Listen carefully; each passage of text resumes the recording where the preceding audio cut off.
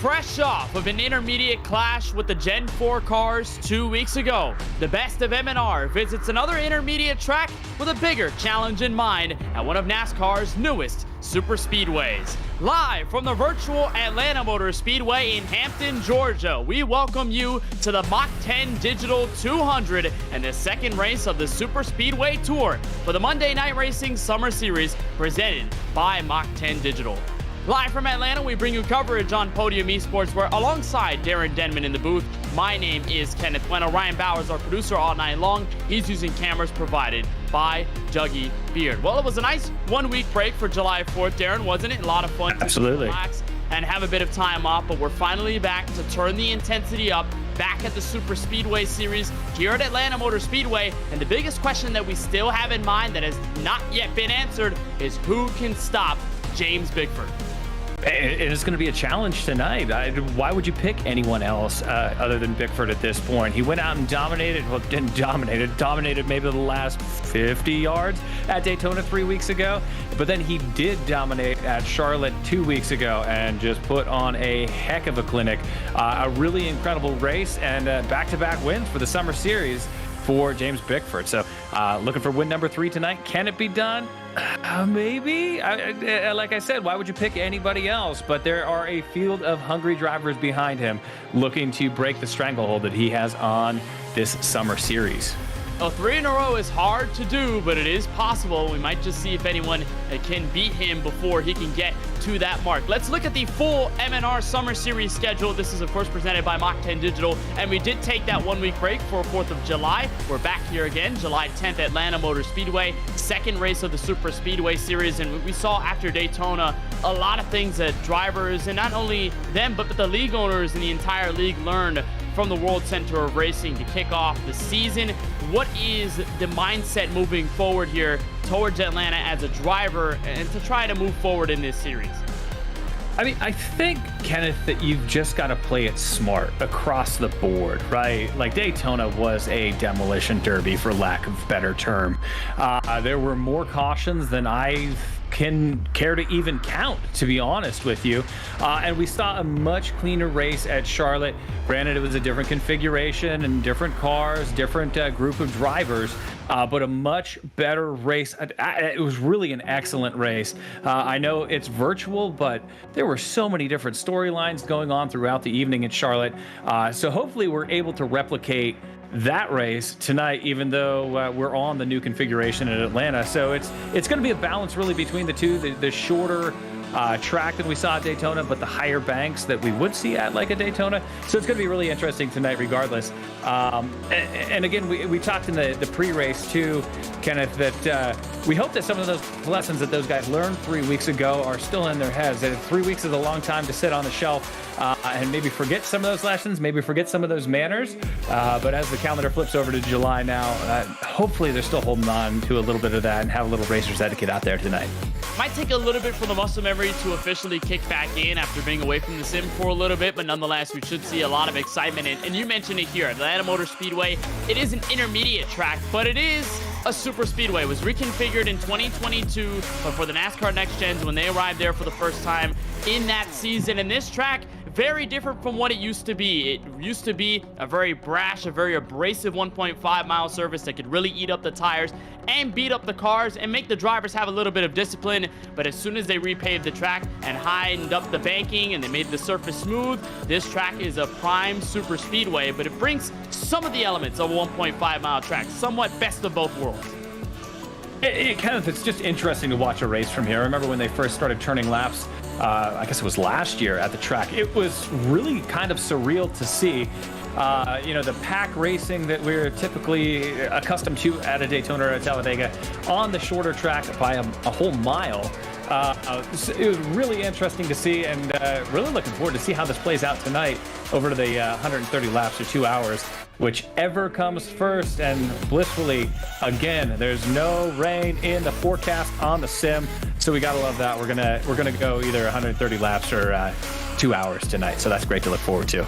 Oh yeah, 150%, 130 laps is a little while here to track like Atlanta Motor Speedway. However, it is not necessarily as long as, let's say, it would have been at Daytona. So we should see a rather decent time for a race. And of course, like you said, they're 130 laps or 2 hours. That's a new rule implemented for this Monday Night Racing Summer Series. So we should see that play into effect for the rest of the season. And if we do cross over that 2 hour mark, it doesn't matter what lap we're at, we're going to end this race. Now, we are waiting for drivers to get in their single lap qualifying times. We saw this happen a couple of weeks ago at Charlotte Motor Speedway, and Darren, it was a lot of fun to see the drivers sort of put in their laps with the Gen 4 cars just because they were sideways all over the place. Tonight, we're probably not going to see the same amount of looseness, but there's probably going to be a lot of challenges at driving a next gen at the Atlanta Motor Speedway in qualifying trim to make it as fast as possible.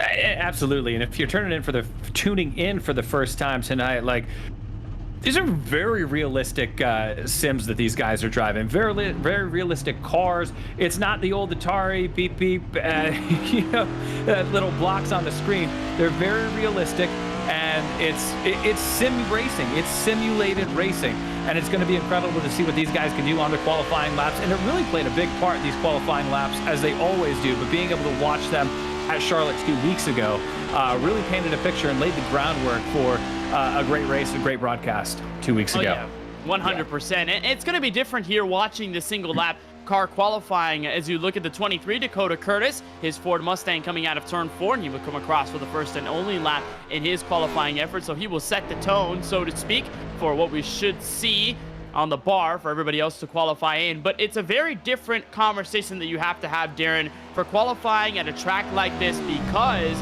you're looking at, obviously, a super speedway. You don't really know what to expect in the middle of the pack, at the front or the back, but you'd probably want to be at the front. Track position is going to be a little more prioritized, let's say, as opposed to, let's say, the Gen 4 race, where you can work your way through the field and a lot more comers and goers in that type of racing. Right, absolutely. We saw it during the race broadcast last night, too. Track position really played a key in that, setting up where those guys wanted to start, just avoiding the wrecks and knowing how many cautions and how many incidences there were in that Daytona race 3 weeks ago. I'm still going to choose to be out front, even though some of the incidents, a lot of the incidents at the end of the race were out front. But again, the safest place to be, I always say, is with the air on your nose and pointing toward the checkered flag. So let's check in with Dale Earnhardt right now, who barely lost that race, led it all but the last 50 yards, and he's looking for a little redemption tonight in hot Atlanta. It definitely does. He was so close to that win at Daytona. By the way, Dakota Curtis with a 31.665, so he sets the first time. Can Earnhardt improve it? It looks like, yes, he can, putting it in at a, looks like a 31. That was a 6.24 that he set, and he's going to be slowing that car down, but we don't see it officially on the timing sheet, so not sure whether that lap was invalidated. But here comes Michael Fisher, driver in the number 30 Ford Mustang. He's going to try and bring it out of turn 4 on the high side. We'll dart it down to the inside of the racetrack, and I believe, Darren, that Dale Earnhardt's time was invalidated. Whether that was a 0x from hitting the outside wall or what, looks like Earnhardt is not going to be able to officially put in a qualifying time here from Atlanta. Yeah, I didn't see what happened there either, Kenneth, but definitely a bummer for the 81. He'll be starting out back tonight as we progress through the the rest of the lineup here. Well, it looks like here comes Michael Fisher coming out of turn 4. We'll see what time he puts in. Can he beat Dakota Curtis's 31.665? Yes, sir. 31.543 for Fisher. Nice run there for driver number 30 as he puts in the fastest time. And here's a driver, Darren, that we know very well at super speedway tracks. This is the number 25 of Lane Sabile, former championship Ford driver from last season of the Monday Night Racing Pro Series. He's going to look to grab his first win of the Summer Series here at Atlanta. He wraps the bottom for his first and only lap of Q. Was just going to comment on that corner. He just cut through 1 and 2 right down on that red and white line, and he's doing the same thing in 3 and 4. Maybe a little bobble getting in there, but a real clean looking line for Leighton as he comes out to complete his qualifying run. Let's see where that puts him. And he's going to be at a 31.6, so not the cleanest lap. He's one of the slower cars of the 3 or 4 that have qualified so far. Man out of Statesville, North Carolina, puts in a 31.640, so that will put him second. So speaking of Dale Earnhardt, we saw that lap invalidated, but that's because race control did not clear the black flag given to Dale Earnhardt for the pit road exit. So he reset. Now he's going to be able to go again, so at least the 81 will have a chance to put in a time and understand where he's going to be by the time we wave the green flag for tonight's Mach 10 Digital 200. So staying at the bottom end of the racetrack, he'll get into 3 and 4 for the final time, and then we'll have the next driver up on the docket, which should be Nick Olson, driver of the 24, who ran very well at the Charlotte Motor Speedway just 2 weeks ago with the Gen 4 cars under the Grit Esports team. Earnhardt comes out of 4, crosses the start-finish line, and that is faster than Lane Sabile and Dakota Curtis, 31.608. Looks like he's going to be second right now. That lap from Fisher holding up pretty well here in the early going as Olson's on track now. Headed into 1. And again, these guys are really cutting pretty laps early on in qualifying, able to hold it down on that red-white line. We didn't really see that in Charlotte. A lot of the guys dancing around, getting loose with the different cars, but these new generation cars really looking good on this Atlanta service, and the guys really doing yeoman's work to put in some fast laps here in the early going. I was about to say, when you go from Gen 4 to the next gen on a super speedway, it's a really big difference. You go from at the edge of grip with the Gen 4, so much horsepower, and then you get to a 510 horsepower package. It feels like light work when you're driving in a track as smooth as this, but with a car that has as much downforce as it does. Nick Olson puts in a 31.550, so that puts him second. Still nobody yet to beat Michael Fisher's 31.543. Ford Martin comes across the line, and he will go back into turn 1. It looks like he is still holding pretty on that throttle, and we're seeing exactly what that 07 can do lap time wise, but I'm surprised there. Nobody's been able to top that number 30 quite yet. Surprised, but Ford might have a run here. He's turning significantly higher RPMs than the other guys that have gone out. I think it was Fisher I don't think he broke 8,000 RPM, and we see Ford coming to the line at about 85, 8,600 RPM. So, but again, same lap time, I think, as Nick Olson there out of Ford Martin. So he's going to line up third here in provisional qualifying so far. Ford Martin with a clean sheet 31.6, so no other numbers on the tenths or thousandths of a second. So 31.6, that puts him third behind Nick Olson and right in between Olson and Dale Tanhart in the 81. Here's Steve Alfont, driver of the number 54 machine, driving the Toyota Camry, the behind-the-wall colors, as we are very accustomed to seeing when he drives in the Monday Night Racing Pro Series. Steve Alfont going to come into 3 and 4, still hugging that red and white line at the bottom of the racetrack. It is very easy to go around this track by yourself, just full throttle 100% all the way through, but it's about holding the line and getting a good run. And for Alfont, that's a 31.645, so that's going to put him P6 right behind Leighton Sabile. Next car who's on the docket, Darren, how about Brandon Houff? Very aggressive driver at Daytona, did really well at Charlotte Motor Speedway a couple of weeks ago, and he's looking for a consistent third race in the MNR Summer Series. Yeah, it all starts here with the qualifying run, but let's talk about consistency for a second, Kenneth. Look at the times up there now, 31.5, 31.5, 31.6 for the rest of the guys. If you want to talk about professional sim racers, you've got them right here.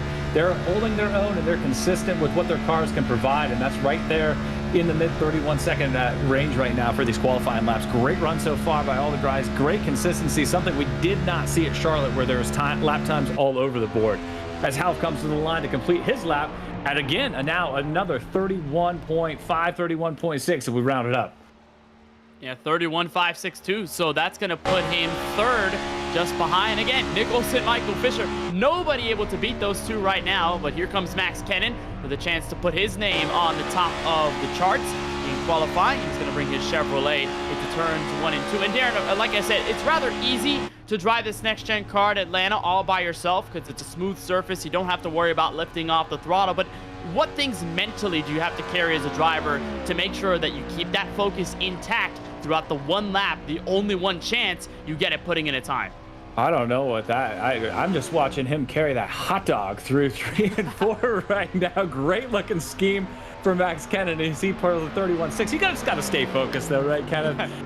It's one lap, it's 30 seconds after you're warning. You got a minute to focus to lock down a really good time. These boys know what they're doing though. They've got it on lock, and it's just a matter of focus. Block everything out of your head, keep the dog in the other room while you crank out this lap, and hopefully it's a good one. And everybody, again, consistently in the 31.5, 31.6 range right now. Looking real professional tonight as Brett Baldick with the Podium Esports colors on the car tonight. He goes through 1 and 2 down the backstretch. Got a little high, look for him. Camry. Yeah, a little high, yeah, off of turn 2. We'll see what he can do in 3 and 4, so he'll try and arc it, but it's a rather smooth approach. He's not trying to jerk the car all too much and make it lose time. He'll come out of turn 4. Still Michael Fisher with the best time, 31.543. And as the Rochester, New York native, Baldeck comes across the line, that will be 31.650. So that is second slowest time so far. The ones that have qualified. Here is the number 41, Matt Stolnick. What a race it was, Darren, from Charlotte Motor Speedway for him. I have to acknowledge it because he went from nearly the back of the field to the top 10, ran pretty well, did get caught up in an incident or two, but he came all the way back. And the 41 car looking for a win here tonight on a super speedway here from Atlanta Motor Speedway. And he's going to come out of turn 2 back straight away. And Stolnick, who finished 16th at Charlotte a couple weeks ago, going to be on the bottom. He was way, this is not his warm-up lap, correct? He was so high through 1 and 2. We'll see how that shakes out for him. Maybe he's trying something a little bit different, and it's going to be actually the slowest lap. So he blew 1 and 2, just got way too high, lost 3/10 on the rest of the field. And at this point, Stolnick, shotgun on the field. He's going to have a lot of work to do tonight, once again, just like he did in Charlotte. Oh, yeah, 100%.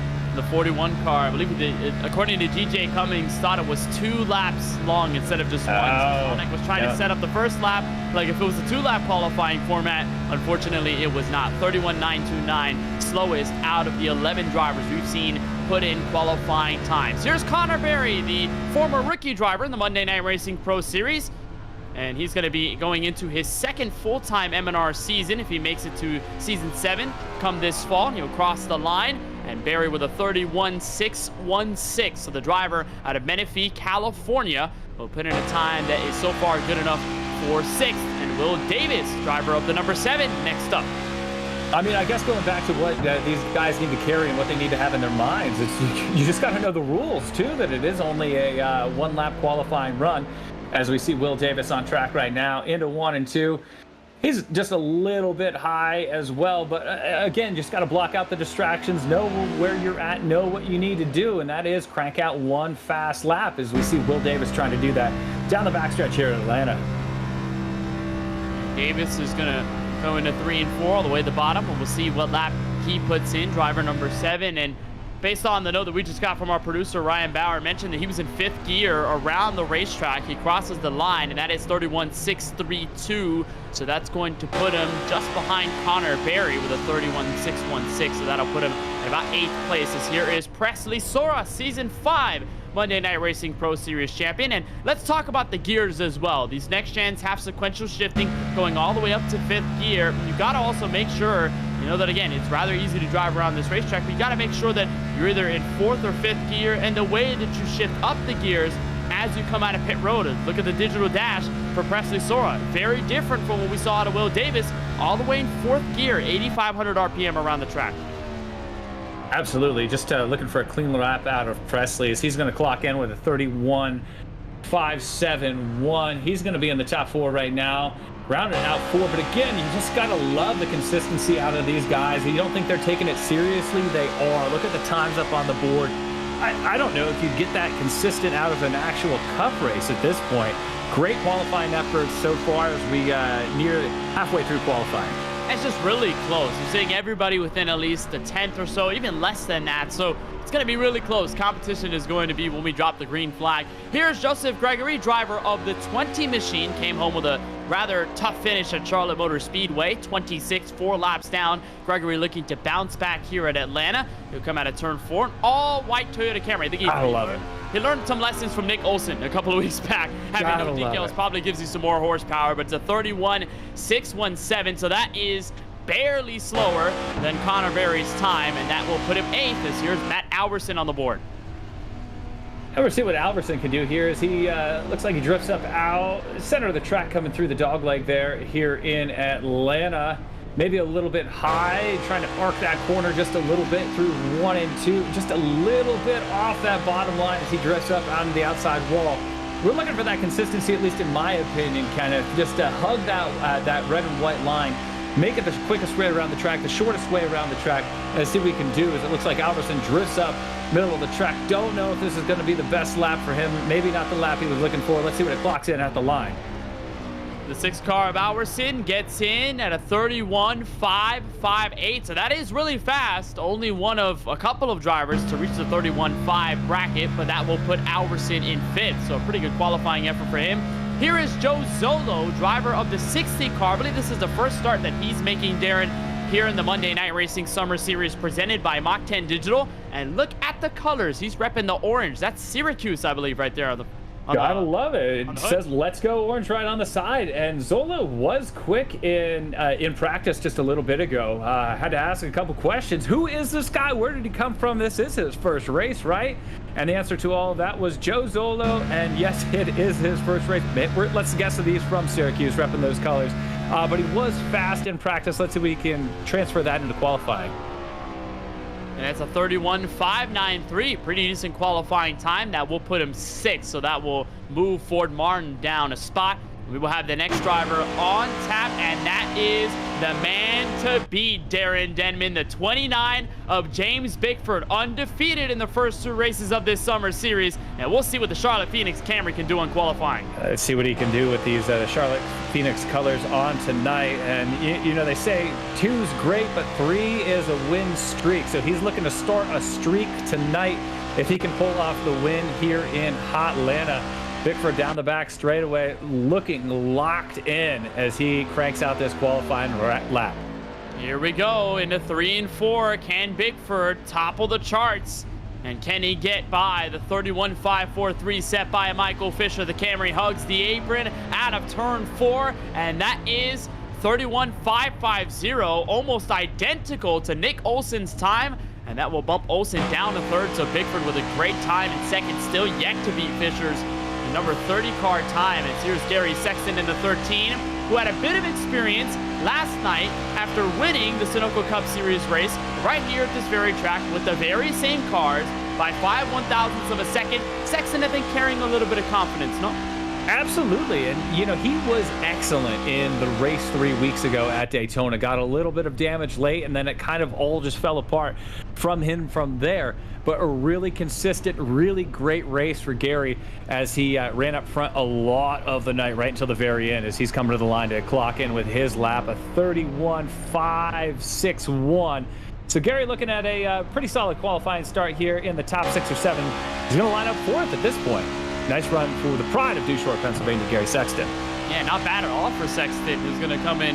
We're looking for 2 straight wins at Atlanta in 2 straight nights. Here is DJ Cummings, one of the admins and the pillars of Monday Night Racing. He'll come into turns 1 and 2, wrap the bottom.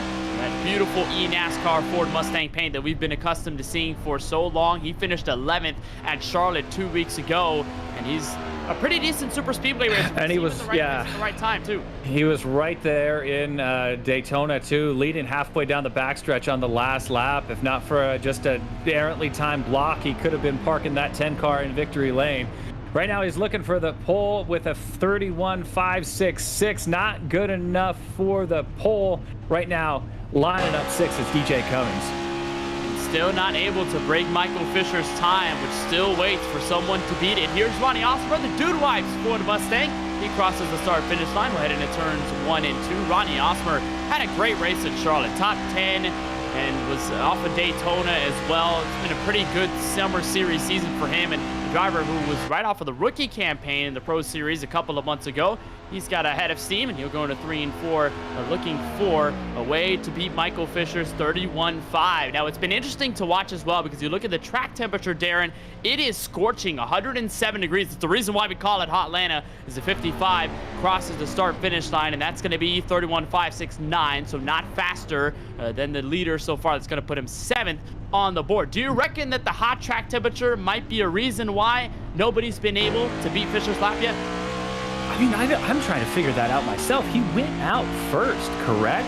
Like, that's incredible for him to be able to hold on to the pole for all that long. You would expect some variation in the track or just anything. But for a guy to go out first and hold the pole position that long, pretty incredible lap, especially with everybody being so close. It's not like, you know, a cloud came over the track and gave him, just a cooler temperatures on the track.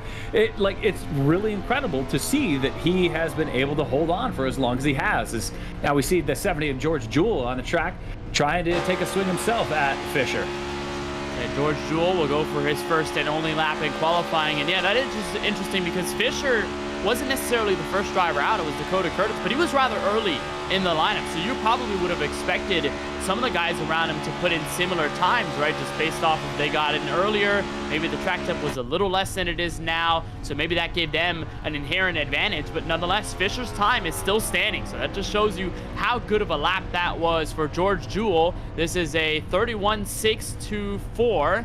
So that will put him pretty much inside the top 15, so just around the heart of that. Here's Matthew Kent into 31, and I think, Darren, a lot of these guys took notes from Nick Olson because we're seeing blank cars left and right sometimes. It looks like that's adding the horsepower for these guys. Yeah, you know, if you had the time to develop your rap or develop your skills, always develop your skills, right? Like, I've learned that lesson over many years of racing, spent many hours painting cars, stickering it up and making them look good. But the stickers don't always make them run better. The stickers actually never make them run better. And the prettiest car on the track is the one that's sitting in victory lane. So if I could spend another half an hour learning this setup at Hot Atlanta, I'm going to do that instead of making a race car look good, because any car leading the pack looks good to me. Even this 31, look at those vintage looking numbers on there. Just the clean looking car, great looking car in my mind.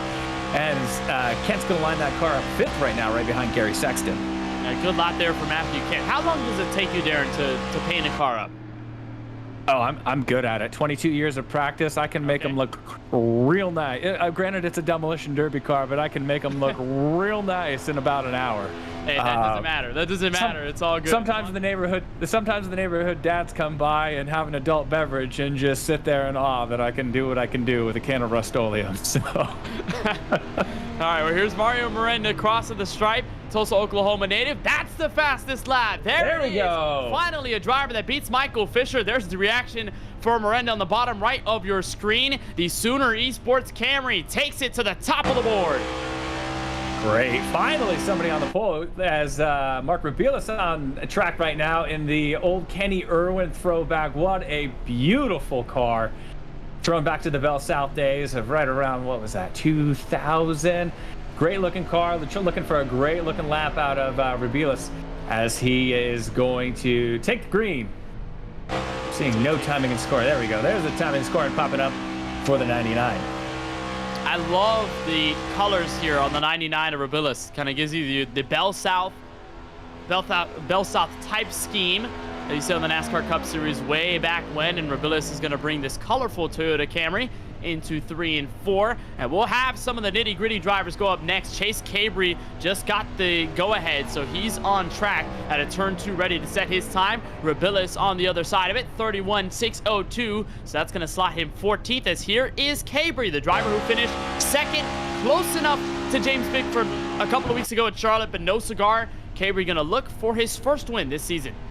Yeah, and again, just looking at these cars, what beautiful cars, though. Like, these guys take this very seriously. I know we're joking about paint schemes, but man, the Bell South paint scheme, this great car out of Cabry tonight, and even just the white ones, they all look good. A lot of guys taking this very seriously and putting on a heck of a show for you fans out there watching on all the streaming platforms tonight. But again, Kenneth, I'm still looking at the timing and scoring, 31.5s and 31.6s throughout the field. Consistency throughout the field for these drivers, and hopefully we can see that consistency and dedication in the race tonight as Cabry comes to the line with a 31.534. He'll slot in the top 10. Just in the top 10. Nope, I guess 11th he's going to slot in.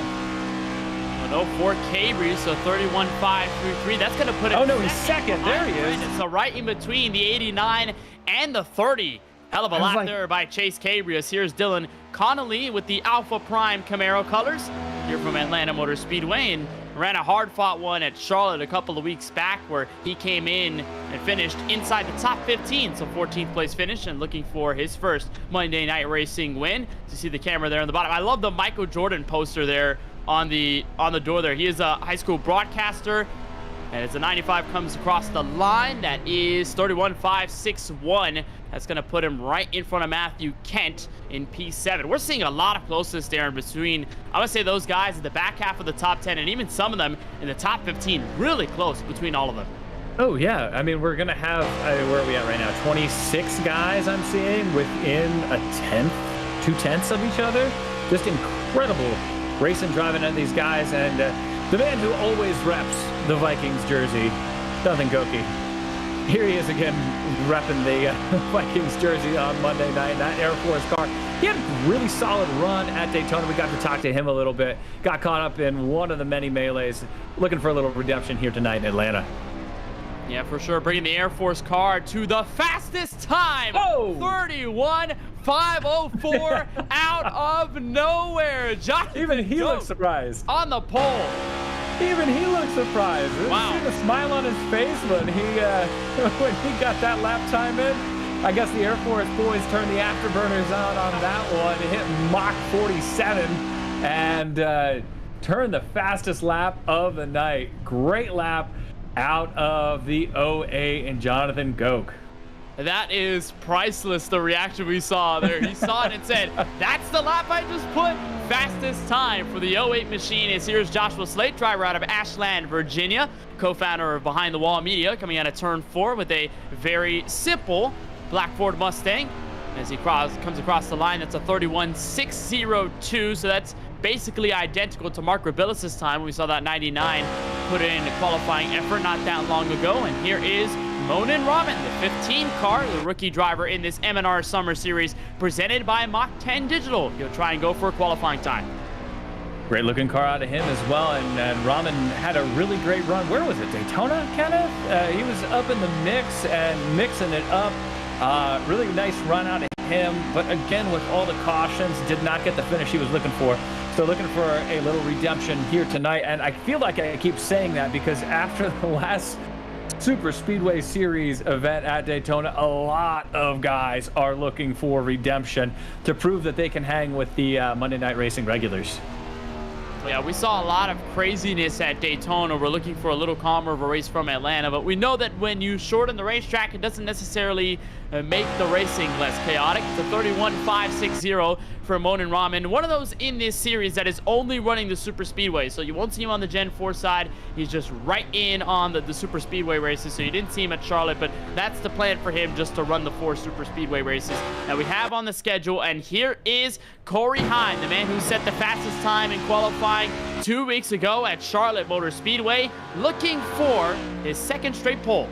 And if there's a ringer, it's going to be Corey Heim in this field, coming off the truck win at Mid-Ohio over the weekend. Great win for him. Second win of the season in the Craftsman Truck Series. And he's looking for a hot lap here. Always a favorite in Monday Night Racing is Corey Heim after all he's done. And he's going to clock in with a 26.4. There we go. The timing's just adjusted for me. 31.59. Mid-pack start looking for Corey Heim on this Monday night. Not the effort we expected out of him. Yeah, I'm kind of surprised that we're seeing Corey Heim that far down the running order. That's 16th. This here's the other Cabry, Cole Cabry, who put in a great run at Charlotte Motor Speedway and then pulled it out of turn. Yeah, out of turn 2, just pulled it off to the side, went on the apron, just let everybody through and called it a day. Unfortunately for him, wasn't able to finish that race. Hopefully we see him come across the line at the start-finish line when we wave the checker this evening from Atlanta. We saw a lot of great stuff out of Cole Cabry, so looking for some good stuff here. And out of turn 4, will come across the stripe. That will be his qualifying time. And so far, that is not officially set, but I believe this is going to be his official in lap. So that was his out lap there on the outside of turns 3 and 4, but the 51 will come across to the back straightaway. We'll see exactly what he can do here. He's looking like he's holding a pretty solid line right down there on the red and white line. Should be a pretty good lap for him. Maybe drifted up just a little bit as he cuts it low here through the dog leg. Cole Cabry coming in the line with a 31.521. Nice lap for the 51 here late in qualifying. Going to line up third at this point.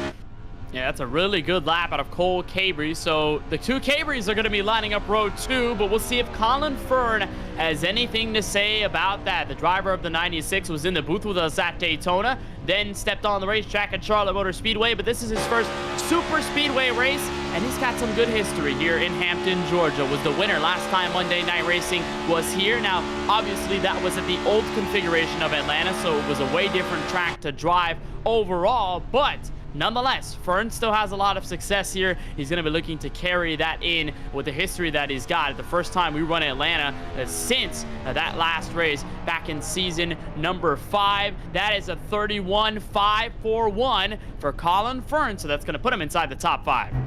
32 qualifiers so far. Everyone's within 31.5 or 31.6 with a single exception. I believe that's Stallneck, who thought there was 2 laps of qualifying. Again, the consistency. I cannot beat that drum enough. What incredible drivers, as it looks like we've got Brandon Brown high on the track. This must be his out lap again, correct? Oh, no, there we go. It does say lap 3, but it looks like Brandon Brown is going to get his out lap. The go-ahead, yes, to get on the out lap. So this is his run to the outside wall, and then he'll come across the start-finish line, blend it towards the bottom, and it's a very interesting thing to watch, the way these drivers qualify at super speedways, where you have to keep such a clean line, and you cannot afford that car to drift up any higher or lower than it needs to be. Just needs to be in a perfect line all the way around. Brandon Brown, though, a little more pressure, Darren. He's the last car in qualifying to go, so either he goes for pole or he just puts in a time that's good enough to put him somewhere in the middle of the field. And he's got that, I believe that's the Wilkesboro livery on the car. Great looking race car again for Brandon Brown this evening. It looks like he drifts up just a little bit high in 3 and 4. Will that cost him? As he comes to the line, he's not going to clock into the top 10, a 31.656. So the field is set, Kenneth. Goki Yes, sir. on the pole. The '08 car grabs pole with a Incredible. 31.504. Qualifying is concluded here from Atlanta Motor Speedway. We'll take a short break, but on the other side, you will find more coverage of the Mach10 Digital 200 as part of the Monday Night Racing Summer Series presented by Mach10 Digital. Jonathan Goke at the top of the board. We'll see what he can do when we get the green flag.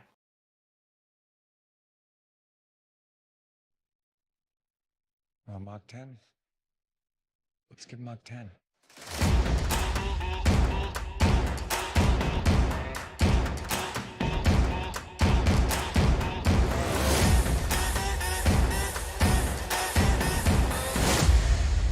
You're cleared for takeoff.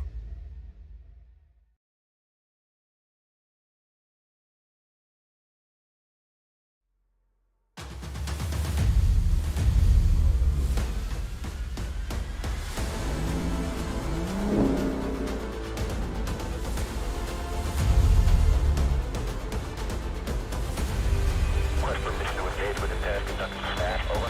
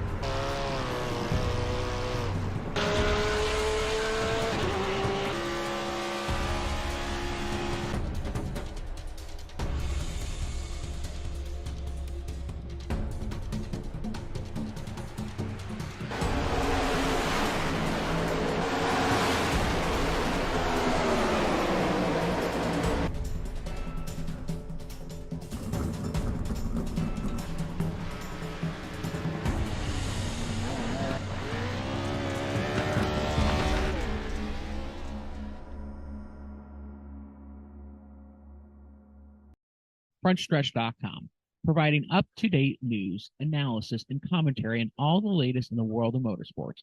Check out Front Stretch YouTube page for post-race content after the checker flag waves for most NASCAR events, giving you up-close interviews with your favorite drivers and the stories that matter each weekend. For the best seat of the track and the best view on the web, visit FrontStretch.com.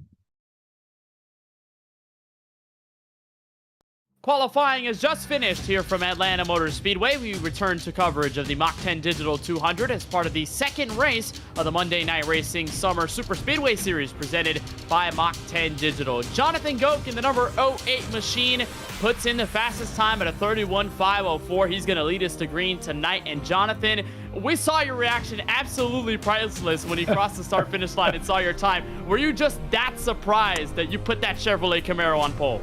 I was surprised it was that fast. I was hoping for like a mid-5 because I can qualify on super speedways pretty well. I mean, I'm not good at racing them, but I can qualify. But I was surprised to beat that 52. I was like, huh, I'll take it. I was like, ooh, a surprise.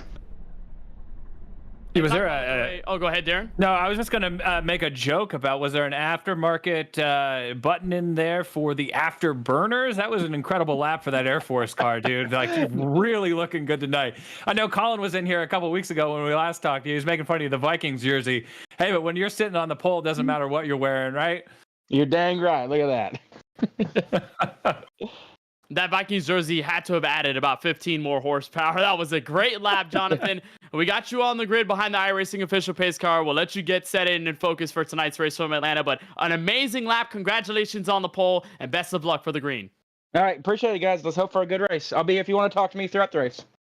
So that's Jonathan Goke, driver of the 08, pole sitter here from Atlanta Motor Speedway, and they have just advanced the session, so we've got drivers sitting behind the iRacing official pace car. Let's take you trackside for the starting grid of tonight's Mach 10 Digital 200. It's Jonathan Goke with a 31.504, fastest out of anyone in qualifying. That number 08 will lead us to the green first, followed by the fellow rookie driver Mario Miranda in the 89 on the outside of row number 1. The Cabreys line up row number 2, Cole Cabrey in the 51 with a 31.521, and Chase Cabrey in the 39 to his outside to roll off P4. Colin Fern for FRS Racing in his first Super Speedway Series race in MNR. He lines it up inside the top 5. Michael Fisher, who held the pole for so long in qualifying until the very end, he will start in P6. James Bickford looking for his 3rd win in a row in the MNR Summer Series. He starts from 7th. Nick Olson for Grit Esports in the 24 car. He will start in 8th on the outside of row 4.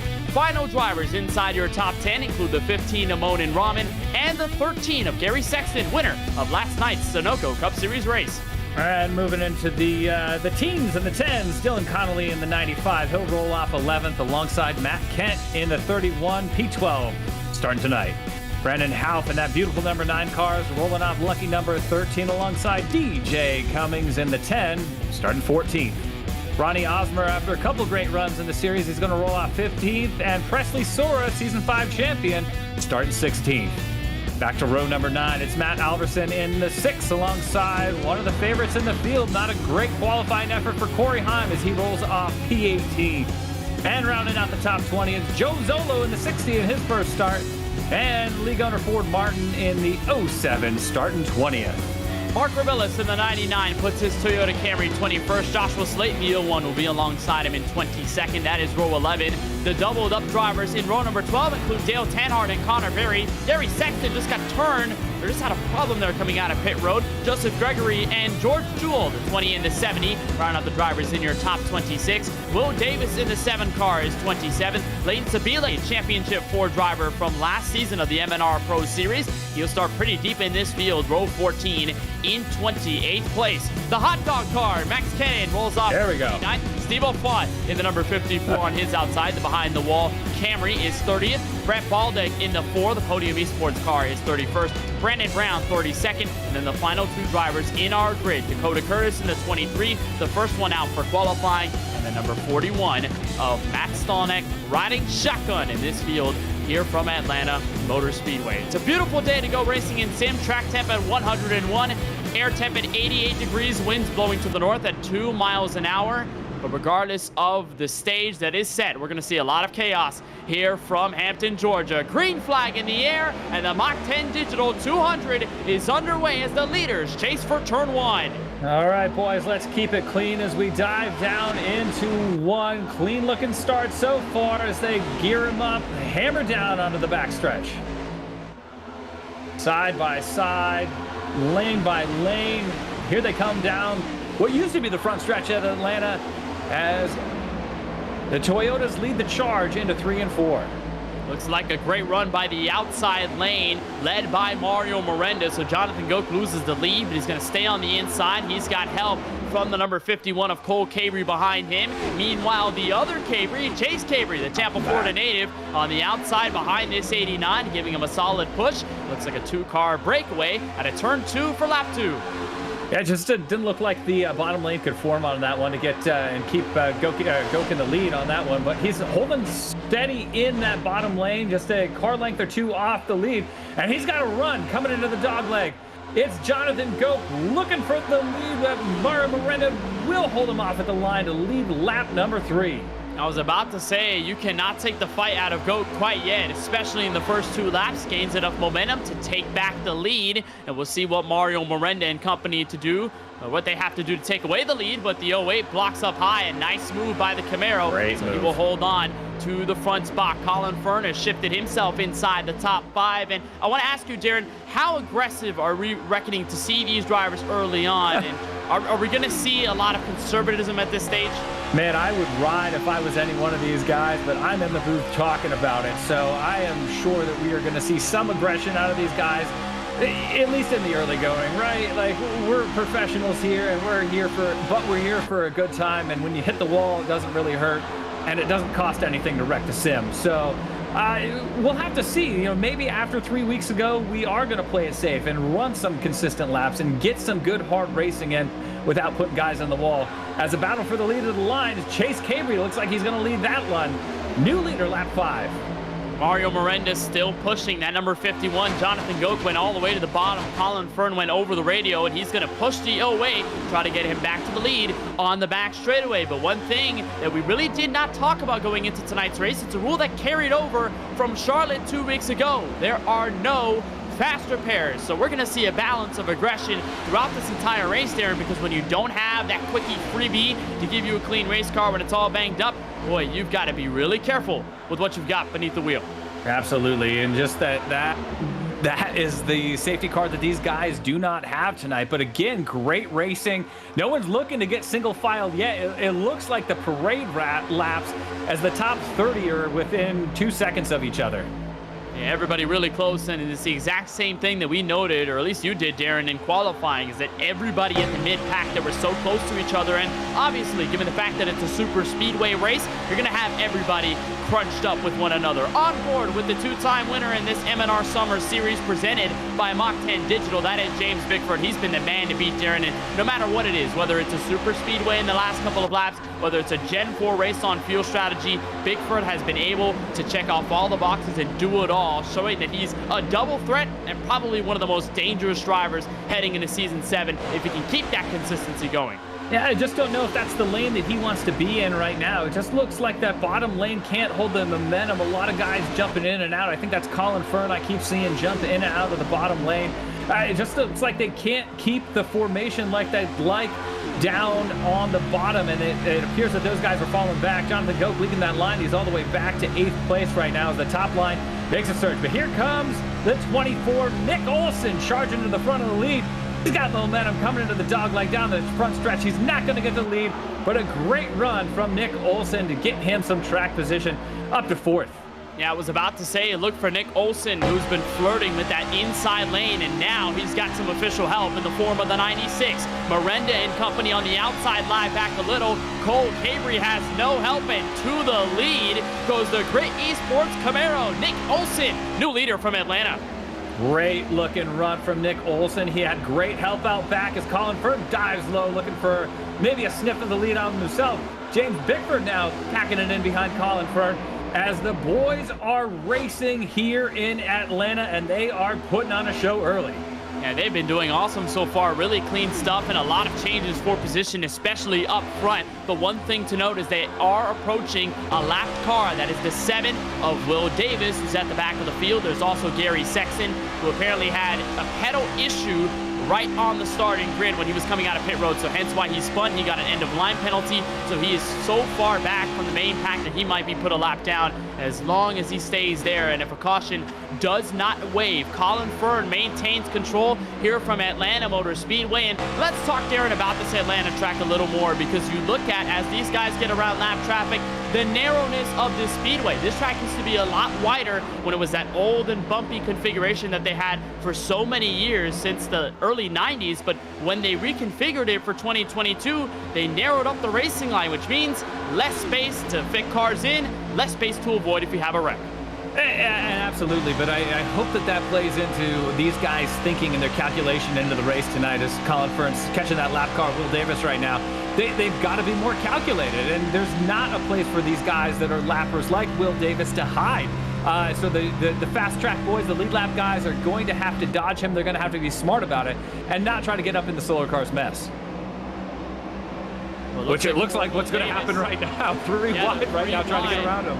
Will Davis is trying to find himself a clean spot to maneuver on, and everybody does a great job at this point to get around him without any significant trouble, but you can find a lot of trouble when you've got lap cars all the way at the bottom. Everybody else is going to get by, but that did extend the gap up at the front that this outside lane has on the rest of the field. They've been choke holding everybody that's been trying to make a move on the very inside, but here comes Presley Sora. An opportunity. He's got no help, though, and there's Gary Sexton with the issue early on, Darren, that's got to be really tough seeing the entire field behind you, and you've pretty much got no choice but to go a lap down.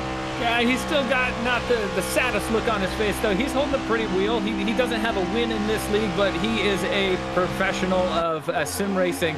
And he's going to be okay. It's still early on. We're still only 14 laps into this thing. One caution at this point, and he's right back in this thing as long as he is not the caution in this beautiful number 13 Camry as Colin Fern looks to come around and put Sexton a lap down. I'm just going to correct myself. He's going to go 2 laps down, so he already is 1 lap down. That 13 in a pretty big hole here in the early goings here from Atlanta. There is Chase Cabry, who's now starting to man the bottom. He's got help from Michael Fisher, the driver who was a rookie in the last season of the MNR Pro Series. And a great job by Fisher in qualifying. Great job so far in the race. They're going to bring in Cole Cabry, so they drag him to the inside of the racetrack. Cabrys are going to work together on the bottom and see if they can topple number 96 of Colin Fern, owner of an FRS racing team, so that is the team in the Xfinity Series, and the Norwich, New York native, still holding on out front. Probably something, Darren, that we expected to see out of Fern, given his aggressiveness and stellar way of racing at these super speedways. Well, you know, my boy Colin Fern said he was going to walk away with that win in Charlotte 2 weeks ago, and he did not. So, you know, he needs to get a good enough finish for us to interview him tonight and question him about his failed walk-off pole shot a couple weeks ago. But he's looking good here in the early going, leading the field over Nick Olson. And, you know, he started a little ways back, was able to charge up front, and has been the only one that's really been able to maintain the lead once he has got it tonight. Granted, the race is shaken out a little bit differently, and a lot of those leaders came in within the first 5 laps when everybody is just gunning for the lead. And now a challenge for the lead, as that's Cole Cabry sticking a nose out front of the FRS Camaro. You know, I was going to say, if we ever end up with an interview in Colin Fern, we're going to remind him about that Charlotte race until the day this season is over. Absolutely. We're going to be talking about, hey, you called this shot, you didn't get it, try to get it this time by, but Fern has done a great job of staying out in front. That pressure from Cole Cabry still present on the inside lane. The Cabry's doing a nice job of hooking up together. Better push, though, by the outside, this time in a turn 3. So Nick Olson will get Colin Fern the lead once again. Here is Matthew Chen with a good look at 21st, so he can see the entire field right in front of him, 2 by 2, all the way down this main pack there, and it can be rather scary. I mean, you're really close to the drivers around you, you're all packed in, and Matthew Kent seems to be just hanging in there, and I gotta love the Utah Jazz basketball shirt too. I just love sim racing, and we can step into these guys' living rooms, their bedrooms, and see what they're actually doing. You know, there's probably a dog at their feet, there's probably, you know, some takeout right next to them. It's just a fun thing to do with your friends on Monday night, to show up for Monday Night Racing and race against some of the best in the sport, in real life and in sim racing, all here in one place. 2 things I want to say off of that point, which made a fantastic one, Darren. Number 1, if you're a sim racer and you've got a camera in your room and your bed is in it, you have to make sure it's made. Everybody will drag you if you don't have that bed made. And I've faced that too. I've had the camera in my room in the background and my bed there. I'm always making sure it's as clean as possible. The second thing there that you mentioned, which is such a great thing about sim racing and of Monday Night Racing, is that you get to compete against these guys who get the chance to race in real life, and drivers of different backgrounds. You look at Connor Berry, who is such a talented driver on the dirt road side of iRacing. Thinks he's running for the off-road championship. Berry, a rookie driver last season, he put up some great finishes, had some great moments. We're so excited to have Connor Berry in. And then you've got guys like Corey Heim, who was a part of the NASCAR Craftsman Truck Series race last weekend in Mid-Ohio and got the win, and here he is on a Monday night racing with all these guys in the sim. So it's so cool to see the diversity of this series. But speaking of Connor Berry, he's got a lot to deal with. He gets into the number 60, who gets into James Bickford. And I am so sorry, Connor Berry, the 60 of Joe Zolo, gets into him, and that's our first caution, 22 laps into the Mach Digital 200. Broadcasters jinx, Kenneth. Oh, what are we doing, man? Poor Connor Berry gets caught up in this. Looks like they just got 3 right, and Joe Zola, who we've been talking about, his first start in Monday Night Racing, looks like he just gets the air off the back of the car and loops it around in the dog leg.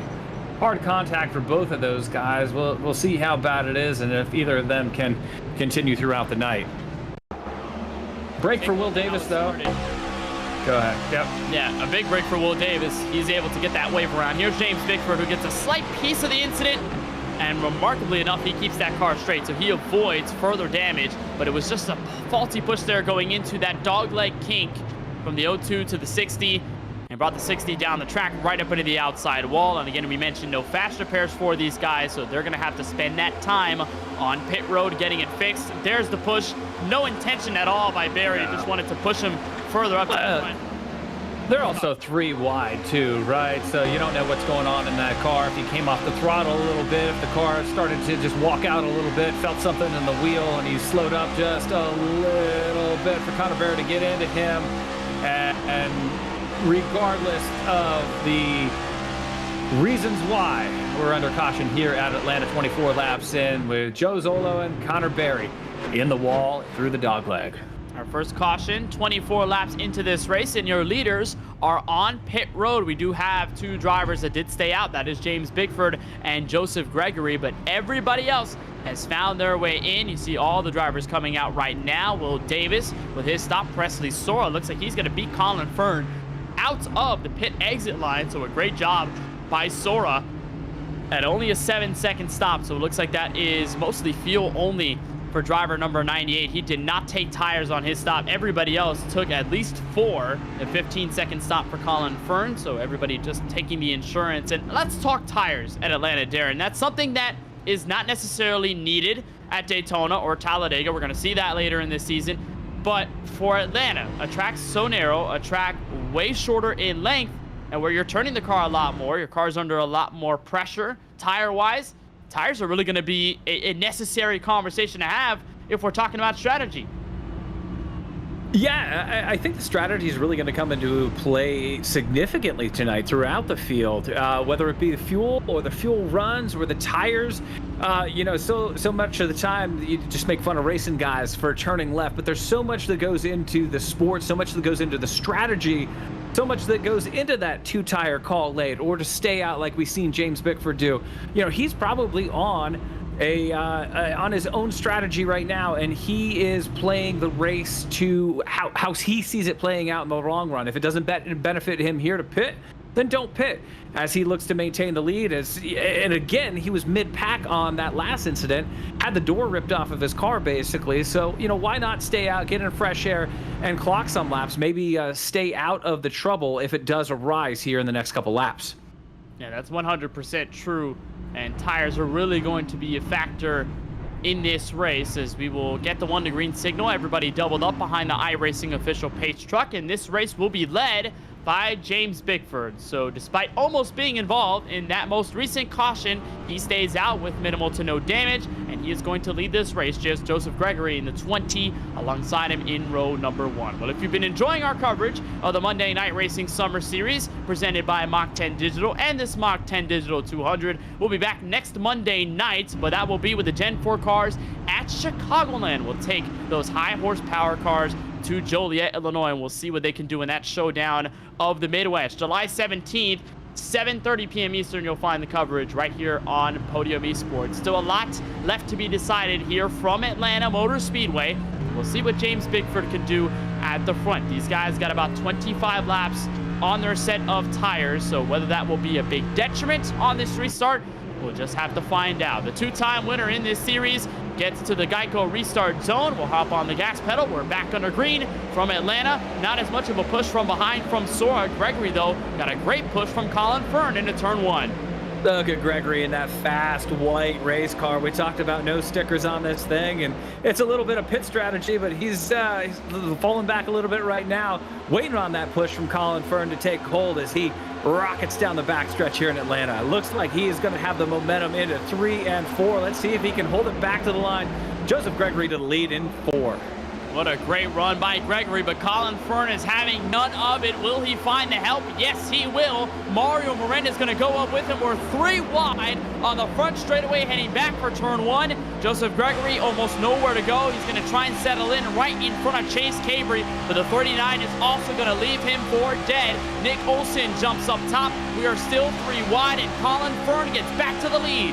Man, dropping right like a rock goes Joseph Gregory, as Colin Fern played that perfectly. He knew exactly what he was doing. He looked like a chess master out there, just picking his moves through the field. as he leads that lap.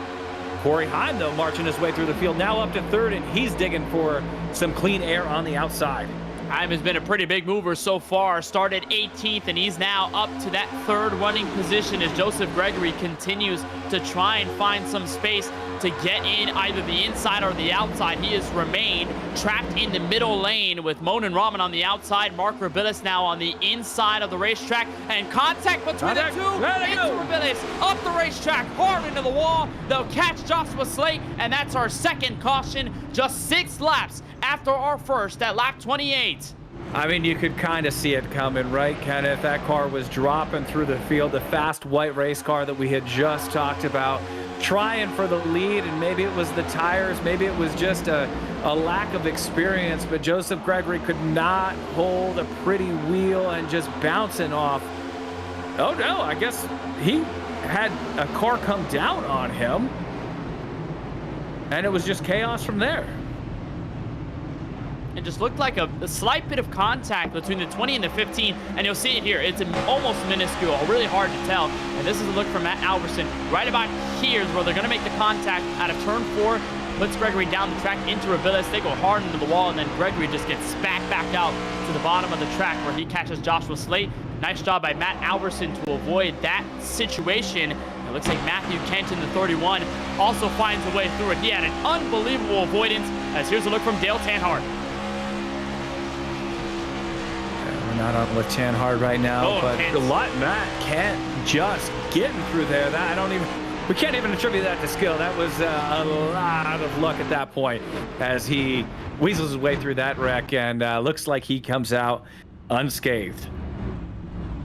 Well, nice job by the 31 to get out of harm's way, and he went right into the iRacing chat and said, in lower caps. He cannot believe he got through that incident, and he is going to be 16th as a result. He gets by, and the whole field picks up the iRacing official pace truck with Colin Fern in the race lead. Let's bring in Matthew Kent, driver of the number 31 Ford Mustang, and Matthew, I have to believe the reaction insane. You barely got by that incident. What was going through your brain there as the caution happened right in front of you?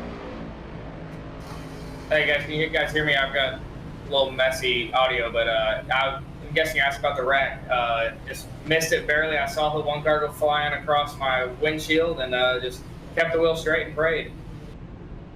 Well, you were able to get by that incident without any damage on that flawless Ford Mustang. Let's talk about the racing here at Atlanta. What have you felt behind the wheel, and what has it been like to race with the field so far over these first 30 laps? Yeah, it's been fun. Early on these tires, it's a little slick on the high side, but once they get some heat in them, it grips up really well. And obviously, it's just watching your pushes and being in the mid pack. It's just trying not to run over anyone or get run over, and just make the moves when they come. So it's been a lot of fun with everyone out here. Hoping for a lot more. Got about 100 more to go. All right, well, a long way to go, but you're running pretty right now. Car's looking good. Matthew, of course, thank you so much for joining us. Best of luck on the next restart. Thank you, guys. So that is Matthew Kent, who gets by that incident. He will restart in about the top 15 or so, going to be on the outside of row number 8. So I believe that will be 16th, right on the outside of Steve Alfon. So ready to get back under green, and 2 crashes there, and we've seen both of them in a row on the front straightaway, either coming out of turn 4 or entering that first dog leg. How dangerous is that part of the track at Atlanta with this new configuration? I mean, the cars get light coming out of 4, right? And a short shoot down into the dog leg. It's always a tricky part of the track. The transition there from 4 into that dog leg, where the banking drops off just a little bit, sets the cars light just a little bit. I don't really know if that was a situation of the track though, or the conditions, or just that slower car of Gregory, like maybe disturbing the air a little bit. You can't really say. What we do know, though, is there's a bunch of torn up race cars and a different shuffling to the field, as we've got all cars back on the lead lap, at least the ones that are running. Great news for Podium Esports league owner Gary Sexton. He is back on the lead lap after that incident on pit road to start the race as Colin Fern leads into the green and into one. Nice jump for the 96 of Colin Fern. And good news there for Sexton. He is 27th on this restart. Colin Fern is going to lead them into turns 1 and 2. The help by Nick Olsen. These two have been attached by the hip. It feels like most of this race ever since they've been able to move up to the front. But now they've got that part of the equation in Corey Heim. What can he do to get around these two, and will he find some extra help? So far, he has not pulled out of line. The only opposition to these guys on the high side leading the race is Mario Miranda, but they're starting to fall back quite a bit. And Darren, we're seeing a similar phenomenon to what we saw at Daytona. Once that outside gets organized, got all those drivers running clean, you're going to have that top side be heavy. And you see the guys that are up there are Monday Night Racing regulars, right? Like, they know what to do. They know that there's a lot of racing. Straightaway contact. Miranda into Cummings, and they save it. Let's see if they save it. Miranda's trying to blend in with traffic, coming into 3 and 4. It looks like he either will or come into the pits, but everybody gets by. We stay green here at Atlanta with Colin Fern maintaining the lead. But as I was saying, Kenneth, like, these guys know what they're doing. They know it's a long race. There's a lot of just professional Monday Night Racing drivers here. The top 10 is chock with them, and they know that we've got a long way to go in this one. And let's just get there as quickly as possible. And if that's staying single file, that's cool. And if that means Corey Heim leads the pack, he's going to die for it in 3 and 4. Coming to the line, though, Colin Fern looks like he'll maintain the lead and lead that one with a push from Nick Olsen. Leading at the line, the 96 of Fern, second place to Olsen, now third place occupied by Corey Heim, the previous Monday Night Racing Pro Series champion back in season number 6. Still looking to get his first win of the Summer Series, getting the help from the 2-time winner into turns 3 and 4. And a good run for Heim on the bottom end of the racetrack. He will even out with that 96. We are gridlocked for the top spot here at Atlanta. Fern is going to lead them to the stripe, though, barely by a couple of feet. And a good push by Nick Olsen. Boy, these two, Darren, have been so good working together. Feels like it's really hard to separate them in any circumstance. But here come the Toyotas fighting back on the bottom. And, you know, I just thought 2 laps ago that maybe we'll get this single file. Maybe we'll click off a bunch of laps here. Just get them over nice, tidy, and quick. But the boys are now racing as Colin Fern bobbles just a little bit, trying to get that side draft off Corey Heim in 3. He will lead this lap once again. What a heck of a battle. What a heck of a show these guys are putting on tonight. You've seen some really good stuff and a big mover inside the top 10. You could look at Lane Sabile. Started this race in 28th, and the former championship Ford driver has settled into the top 10. He was also the teammate of Corey Heim, that Hog Tamers organization that they built up over the last season or so. They've been really strong together. And Lane Sabile, we know him as a prime super speedway racer in this series. He has won multiple super speedway races in Monday Night Racing history. His first win of his MNR career came at a super speedway. That was with the Next Gens at Talladega, and ran well at the other super speedways from there on out. So keep an eye on that 25 car as he moves to the high side right in front of DJ Cummings, and it forces the inside to pick up more of the slack. So more drivers starting to move out. Sorry, Kenneth, I just got caught up in being a fan and watching this racing. Just incredible stuff here from Atlanta as we look into the back of Presley Soares' car. Season 5 champion. These guys are on, I think everybody up front right now is on fresh tires with the exception of James Bickford in 5th. So we'll have to see how that strategy actually plays out for Bickford as he's battling right now 4th or 5th, dancing around there in the top 5 though. He is on a different strategy than everybody else here right now. So what will James Bickford do, and how will that play into the later stages of this race? We've got to stay tuned to find out. Yeah, I'm sure that we're going to see something happen with the strategy of Bickford, and it might be dangerous, right? If you look at it, Darren, because Bickford is now running 40 laps without coming down pit road once. Yeah, the rest of the field has. So how dangerous is that if we get a long green flag run? He's got to be nearing the end of his fuel window at this point, right, Kenneth? Like, we were trying to figure out in the pre-race what that fuel window looks like, but we were guessing somewhere around 40 to 50 laps, 45 laps or so. So it's getting real nip and tuck right now for the strategy that James Bickford's playing as he's dropping back just a little bit, now back to the 8th position. And that inside line continues to dissipate. We have not seen many find success down there. The outside just continues to dominate. Lane Sabile is trying to find hope down there. Maybe coop up with his teammate, Corey Heim. so far, not successful, so he'll drop back in line. James Bickford, Brandon Houff, Dylan Connolly, who were just on board with a little bit ago, and it looks like Steve Alfont, all of them are maintaining position on the bottom. They're just trying to see if things will work down there, but it seems like that's not the place to be if you want to be leading this race. Colin Fern leads them to the stripe 42 laps in to this Mach 10 Digital 200 from Atlanta. It's been a rather clean race apart from those 2 consecutive cautions we had at around lap 22 and then lap 28. And we are approaching, again, another driver lap down. That is Josh Late. Just looks like the point in time when it looks like Josh Slate's already 2 laps down, so he's been having issues this evening. I think he was caught up in one of those earlier accidents, so it's looking like he's going to go 3 laps down, still running to the 29th position, though, as Marvin Miranda's the only car even off the pace at this point, still on the lead lap, about 20 seconds back. So we're just watching right now for that lapper, as the slow cars really have kind of played into the storyline of tonight's race. We saw Joseph Gregory get kind of caught up in that last caution as one of the slower cars on the track, not taking tires on the previous pit stop. So we'll have to see how the field navigates by this lap car. Well, yeah, it also looks like whenever we get 3 wide, we find trouble. We've seen a lot of 2 wide action tonight. It's been relatively clean, but as soon as they go 3 wide, somebody makes a mistake when you're so close, and you find trouble. It's been something we've seen tonight. It's really narrow track, dirty air. It's been a couple weeks since these guys have been in this Monday Night Racing League, so they're maybe not as familiar with the setups and the drivers around them. So when you've got room to dance, it's fun to dance, but when you're in close quarters at the club just bumping into each other, it just might not be as much fun as we see those close quarters shoring up right now through 1 and 2 as the field tries to navigate around that lap car. And sure struggling with it a little bit. Yeah, they really are struggling. Brandon Houff was swerving all over the place. Him, Dylan Connolly, and then Steve Alfont, all of them trying to find their place in the middle of 3 wide, trying to get to the outside of Josh Slade. We've seen all the lap cars hold out on the bottom. We've never seen them go to the top. They're either always on the bottom of the track and trying to go to the apron, and then everyone else on the lead lap is trying to get to the outside. Things got really close there. Brandon Houff slotted up in line right in front of Matt Alverson. That checked them up quite a bit. Let's here's a look from DJ Cummings. And I think here, Darren, you're probably just on a Sunday cruise, right? You're all single file. Nobody's giving you any fuss. You're just kind of chilling right now. That's exactly what I would want to be doing right now. I do want to call attention to a little story that I see shaping up, and that is the 13 of Gary Sexton.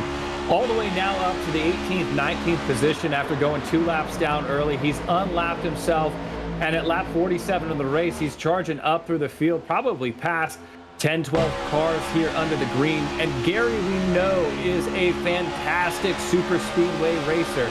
So while he looked out of it, literally spun sideways on pit road to start this thing, he is dicing through the field, coming up through 3 and 4, making some, what does that say, spicy moves? Dare I say spicy moves from Gary Sexton as he looks to avenge that early struggle that he had here at the onset of tonight's race.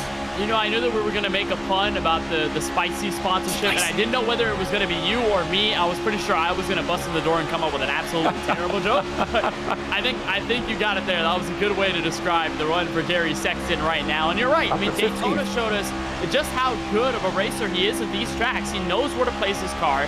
He is aggressive sometimes at the right times, and in many cases, he finds a way to balance that passiveness and then the aggression sometimes. Right. Maybe it goes a little overboard, but for the most part, he has that under control, and that's been it's been so awesome about watching Gary Sexton these tracks. He knows what to do, and he shows it.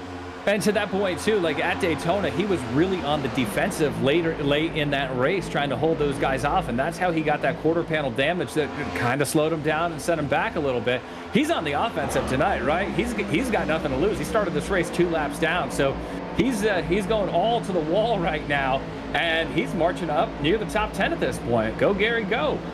Well, you know what Rocky Balboa said in Creed 2, when a fighter's got nothing to lose, he's dangerous, and Gary Sexton is dangerous right now, still moving up through the field. We'll keep an eye on him, but he has found his way inside the top 15. One of those drivers on the bottom end of the racetrack. You see him tucked in behind the 95 of Dylan Connolly. Here's the 41 of Matt Stonick, who's also a pretty big mover tonight. Darren, he started dead last, and the 41, who started 34th, is now 16th. Shotgun on the field for Matt Stallneck. He's into the wall right there, but he keeps the pace up. He's looking for a little bit of racing room on the high side. It's going to cost him a little bit, but again, a great move, great run right now out of Matt Stallneck, who did start shotgun on the field because he kind of just lost track of how many qualifying laps we had.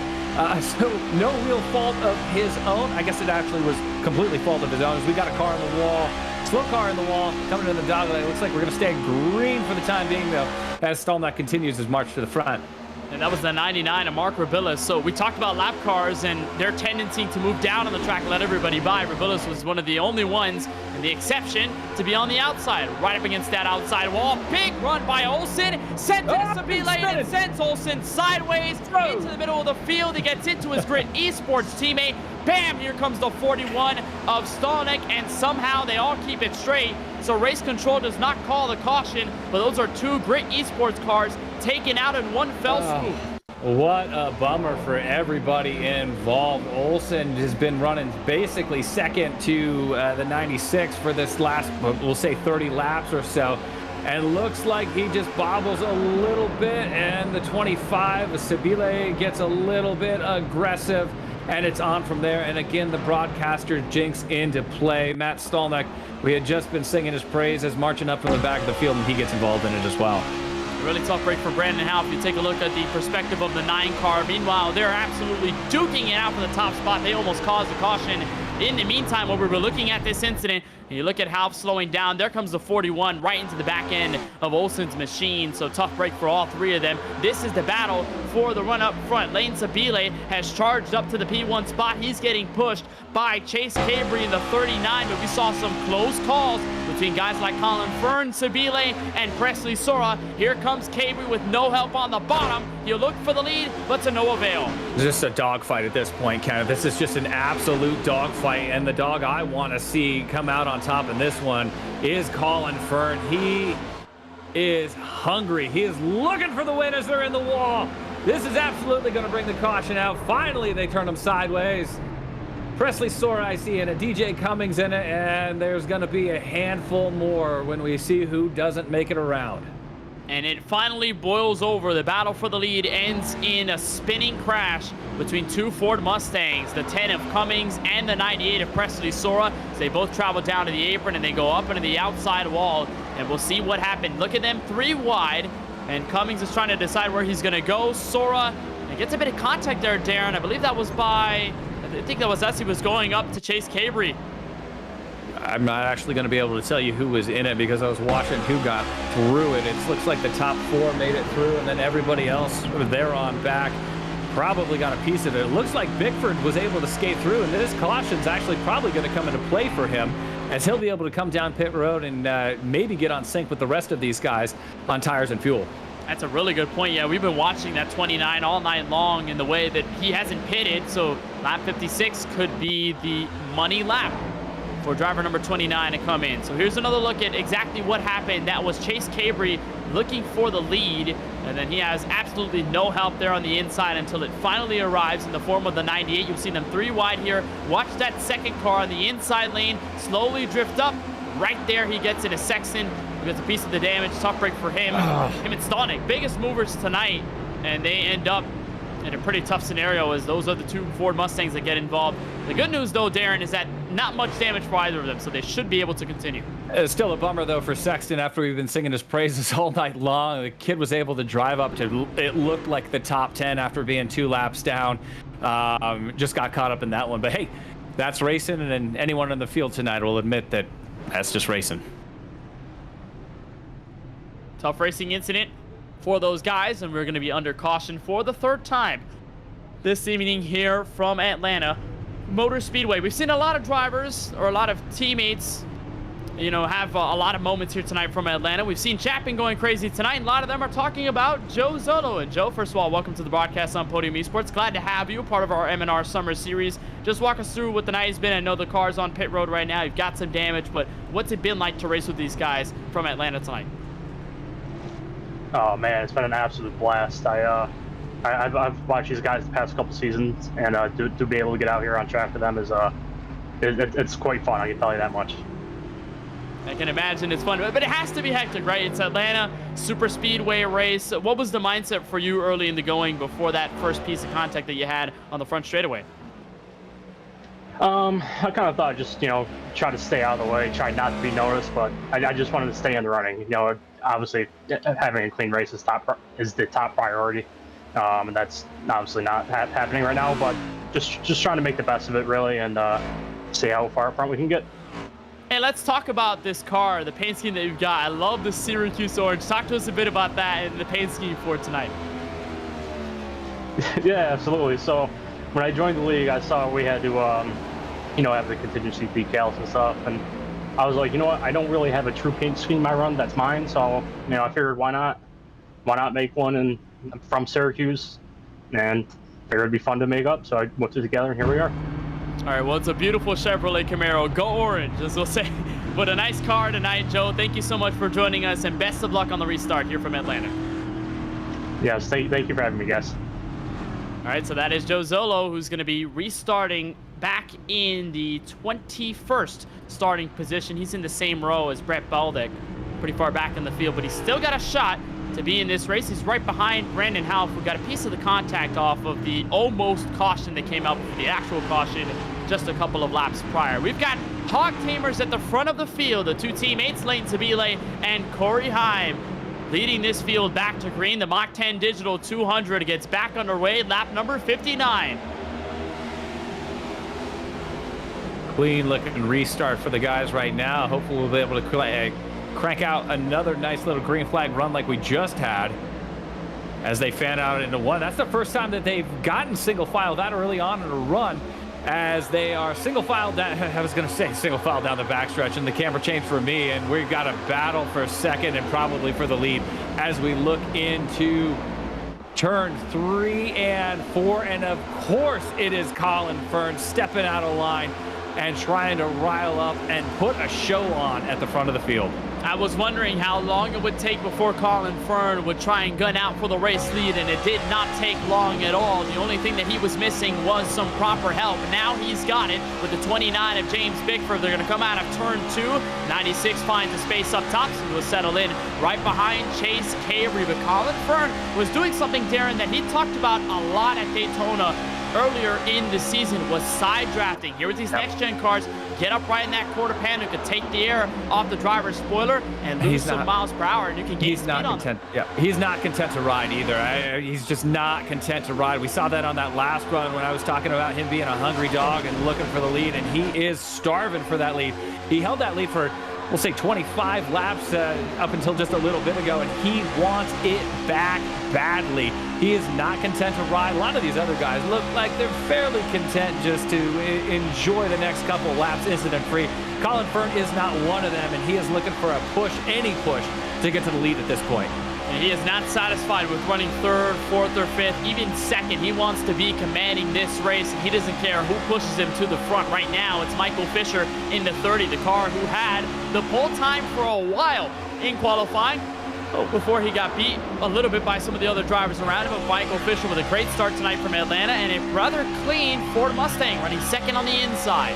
Hey, we were just riding on board with Jonathan Goke, and shout out to him once again. He held his own through wasn't able to lead a lap after setting on the pole, but he was able to hang out in the top 5 for a while. I did watch him fall back to about 20th before that last caution, and now he's up again, battling in the top 10, right around the top 5. So great run, great solid evening for him as we near the midway point of this race. And really good stuff out of driver 08. He's done a really nice job of hanging in there and keeping a clean race car. That's something you got to keep it all priority here at Atlanta, especially in this format where you don't have that fast repair to get a clean race car if you do get into a crash. So Goke is going to be inside the top 10. He is still in that side-by-side battle with James Bickford, as here is Brandon Brown, a driver who has also done a great job of moving up through the field. He started tonight in 32nd after a qualifying time that was not necessarily the one to remember, but Brandon Brown, a nice job of being on the inside, and I guess giving us a preview, Darren, of what to expect next week. Got the Chicagoland shirt on. That one's spinning. That one's spinning. It is Colin. It looks like Colin. That is Colin Fern towards the apron, but he saves it. We're going to stay green. And I believe it was somewhat of a faulty push by Michael Fisher. Yes, it was. Unsettled the 96. He keeps it straight by locking up the brakes. And here's a look at what happened. And we talked about him just going for the lead and trying anything he could, taking any push he could, as it looks like Corey Heim dives down on him. A little rub and is racing right there into the out of 4. And it is that faulty push that just turns him sideways. He's able to keep it out of traffic and keep all 4 wheels under it. So tough break for Colin Furnace. He's been probably one of the most exciting drivers on the track up at the front of the pack all night long, but he was able to keep it out of the fence, and he lives to fight another lap, does Colin Furn. He is losing a little bit of touch with the field, though, as is to be expected with an incident like that. He's going to have to hope for a yellow to slow the field down. It's going to be a long way to pick himself back up. We're going to cross the line for lap number 67. We are now beyond halfway. We are 3 wide for position, now inside the top 5. How about our front stretch post-race show co-host, Brandon House, moving through the field. Brandon House moving to the field. Nick Olson a little bit sideways. I mean, these are all the names that you always hear on Monday Night Racing, and they are in a dogfight at the front of the field.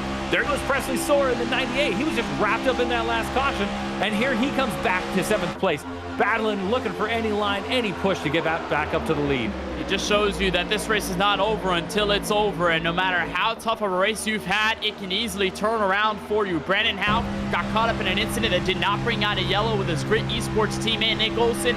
Now he's second on the inside lane. Mario Miranda, who had a tough moment, got sent to the back of the field. He's now inside the top 3, and he's looking for second, possibly the lead into turns 3 and 4. Oh, he's turning right to go left right there, but he's still gaining on the lead. Coming to the dog leg, it's going to be a photo finish at the line for the lead on that lap.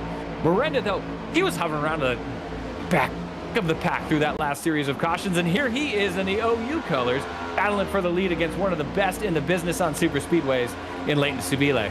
A Sooner Esports driver, Mario Miranda out of Tulsa, Oklahoma, drove in the eNASCAR College iRacing Series and was very excited to start MNR and the Summer Series when we began at Daytona a couple of weeks back in June. So Miranda making the most of his situation right now with a push from Brandon Howe, and it's still not able to officially get him the lead over Leighton Subile, who's got that prime pushed by the 11 of Corey Heim, but it's good enough to get him to second. And once again, Darren, we're back 2 wide, all the way from the front to the back of the first pack. And you know what? You can see, again, we'll call attention to Corey Heim. We've been seeing him ride 2nd and 3rd all night long, and I think he's happy to ride right there. Play it safe. Let the Colin Ferns and the Leighton Subiles get into that dogfight. He's just gonna ride within touch of the leaders, influence the race to his discretion, and then put the moves on that he feel are safe to keep him in this, but also have the best chance to win this at the end of the night. Great run right now for Corey Heim as he battles second into the outside lane. Try his best to stay there, as it looks like Jonathan Goat got put out of line, and he hooks the 24 into the outside wall. Caution is out again. Big impact. And Nick Olson's night just gone from bad to worse as he gets hooked at a turn 4. That, in real life, would be firewall deep, and we would not be driving that car away. There would be an ambulance screaming down to the dog leg right now, so it's good to see Nick Olson driving away from that one. As Goke up high, I've been watching him here in the late going, and he just comes down and hooks Nick Olson. Just maybe a little bit of, what do we say, inexperience, lack of awareness at that point out of the 08 car. Great run he had going on, running 3rd in that outside lane, just washes up a little bit into 3 and 4, loses a couple positions, tries to hold his line down there, coming out of 4 into the dog leg. And again, that's a tricky part of the racetrack. And if you're not aware of what's inside of you, it's going to end in disaster like we just saw. And it looks like the 08 just got a little bit too low. We've got Joe Zolo around before the entrance of pit road. Not sure exactly what happened there. That was trouble rather early on before the round of stops. And it looks like as he was trying to go in, he got the apron transition and sent the car sideways hard into the outside wall. But it looks like everybody is on pit road. Presley Sora is going to lead them out with a fuel-only call, 5.4 seconds. Rather interesting that we've seen Darren Sora not take tires in this race. Sora hasn't taken tires, and I guess this now will be James Bickford's first stop? Question mark. Can we check in on that? But yeah, the pit strategy is just something that is. I don't know if it really matters at this point. You know, we saw Bickford hang out for so long on older tires, and it seems like it's really paid off for him. Maybe he kid even had contact and didn't come down pit road, and now he's running in solidly the top 10, maybe even the top 5 right now. We'll have to see how they sort out coming out of the pits. It is Bickford's second stop, so he was able to take tires earlier. He's back on sync with anybody, but that earlier strategy to stay out and gain that track position does look like it's playing out for him. Playing out well. Seventh here by the time we get the next restart. Everybody behind the iRacing official pace truck and the lap car in front. That is Mark Rubilas, who makes his way back out onto the racing surface. Just a reminder that the Monday Night Racing Summer Series is brought to you by Mach10 Digital, your partner for stunning video production and digital marketing solutions. From concept to creation, they bring your vision to life with precision and creativity. Elevate your brand with captivating visuals and impactful messaging. From weddings to real estate videography, contact them today at Mach10digital.com for digital excellence. Mach10 Digital, where innovation meets creativity. So it's going to be Presley Sora, the Season 5 Monday Night Racing Pro Series champion, leading us to green. Championship 4 driver from Season 6 on the MNR Pro Series, Lane Sabile on the outside. And then you've got the rookie driver, Mario Miranda, in row number 2. Corey Heim, the defending champion, in row number 2, P4. Matthew Kent, we interviewed him earlier, Darren, but he's done a great job of moving up through the field. He's now inside the top 5. 6th place going to Brandon Houff. Chase Cabry, 7th. James Bickford, Dylan Connolly, and Cole Cabry, the 51 car, rounding out the current top 10. Look at the driver wall. Everybody and their reactions. Everybody's just cruising, focused, right? Looks like Bickford's taking a little sip of something, staying hydrated, but everybody's still in the battle tonight. Good to see Nick Olson still in the seat after that hard hit. As again, we're coming up on halfway through this race. This is when the money gets made. 57 laps to go as the pace truck pulls off here at Atlanta, and man, that car was just in the wall, but he's leading him to the green. Presley Sora in the 98 Ford Mustang, bringing him down as the flagman waves it green. 56 laps to go, and a great start by Presley Sora, who had monumental help from behind with Corey Heim on the rear bumper. I'm surprised that Sabile and Heim didn't exactly work together directly on that restart. Sabile is left for dust on the outside. The only bit of support now coming from Miranda, but Heim is going to slot up, so he will pick up his Hog Tamer's teammate. We are door to door for the lead. The Ford Mustang on the bottom and the Camry up top. Side by side, we saw them get single file pretty quickly on that last restart, but they're battling for this one. As great camera work from the booth, great production value right there. As there he comes, Corey Heim. We've been talking about him all night long, just biding his time. It looks like his time has come with Leighton Sabile on his back bumper. Corey Heim into the lead, onto the backstretch, and he's got the momentum. He's a little sideways though. Sabile in the wall after that errant bump, but looks like they maintain the status quo into 3 and 4. Corey Heim leading him around with a battle on the low side from Presley Sora. He's got help out back from the 9 of Houff. Great side-by-side action, pace lap quality action here from Atlanta Motor Speedway. Still no leader, convincing lead decided. Corey Heim, the Marietta, Georgia native, still holding on to the lead of this race, but by a bare minimum. Looks like Preston Sora is going to hold it still on the bottom end of the racetrack. The nice push by the Grit Esports Camaro of Brandon Houff. Car sideways, and it's Cole Cabry right in the middle of the field, up to the outside wall. Quick yellow. Cole Cabry with significant damage as he parks it on the apron and turns 3 and 4. I didn't see what happened on that one. Was it an errant bump, Kenneth? I guess we're going to get the replay in real time. Cabry right there on the outside in the 51. DJ Cummings behind him. Looks like the field. What do we have happening here? Let's watch it in real time down the back stretch. And, oh. Wow. Well, that was, as they say, uncalled for.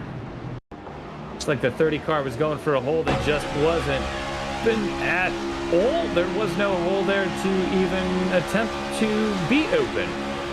And big caution on the backstretch here in Atlanta.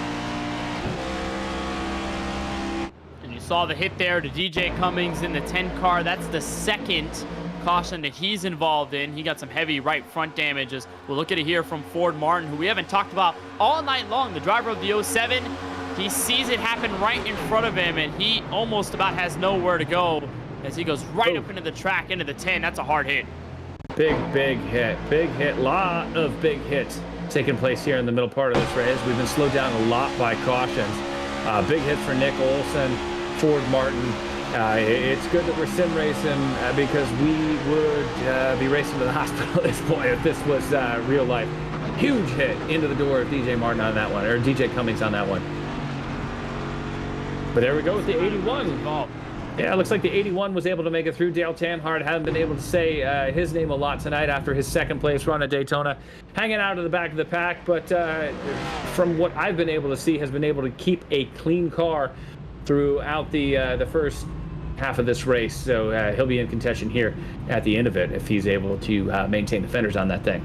A bulk of drivers on pit road. They're trying to rejoin the field, but it is Corey Heim in command of the Mach10 Digital 200. We'll be right back in a moment from Atlanta Motor Speedway. Mach 10. Let's give Mach 10.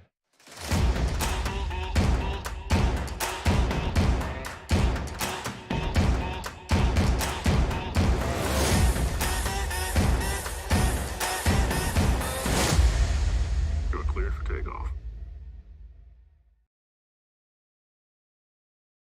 FrontStretch.com, providing up-to-date news, analysis, and commentary on all the latest in the world of motorsports.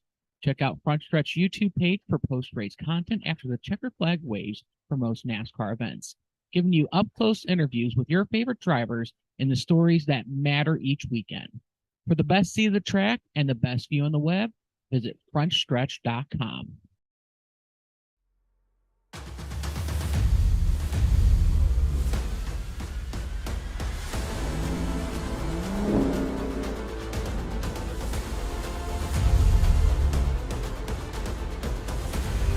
Request permission to engage with the test conducting smash. Over.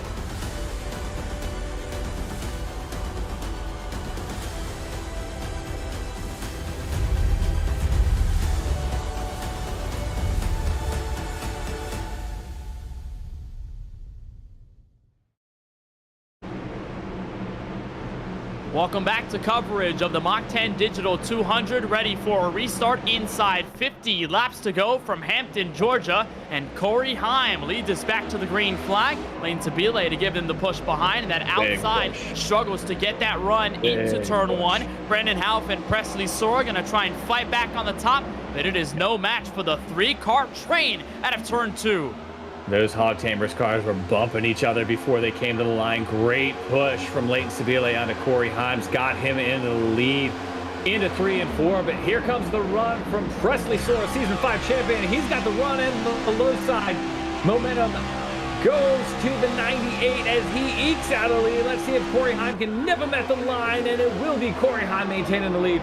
Incredible racing once again from Atlanta from these Monday Night Racing drivers. And we saw Presley Sora into the outside wall of the back straightaway going for turn 3, and all of a sudden he is back up at the very front. The big push by the great esports Camaro of Brandon Houff, still not enough to get to those guys on the outside. That's been a trend all night long, Darren. If you're on that bottom, you're having to work way harder to get the lead. That outside seems to be content running up there and really fast. And if these drivers were watching, which I'm sure they are, they can see that they can make a run at the lead and may be able to nip a guy at the line with a run from the outside, go low around him, kind of like a little slingshot slide job type deal. But you can't maintain really the position on the bottom as we see Sora falling back. Maybe you can get a run if you have help, but you've got a limited as car on the wall. It is Jonathan Goke. Once again, his night going from bad to worse. Just one more caution onto the night with 47 to go as the Air Force car into the wall in what looks like 1 and 2.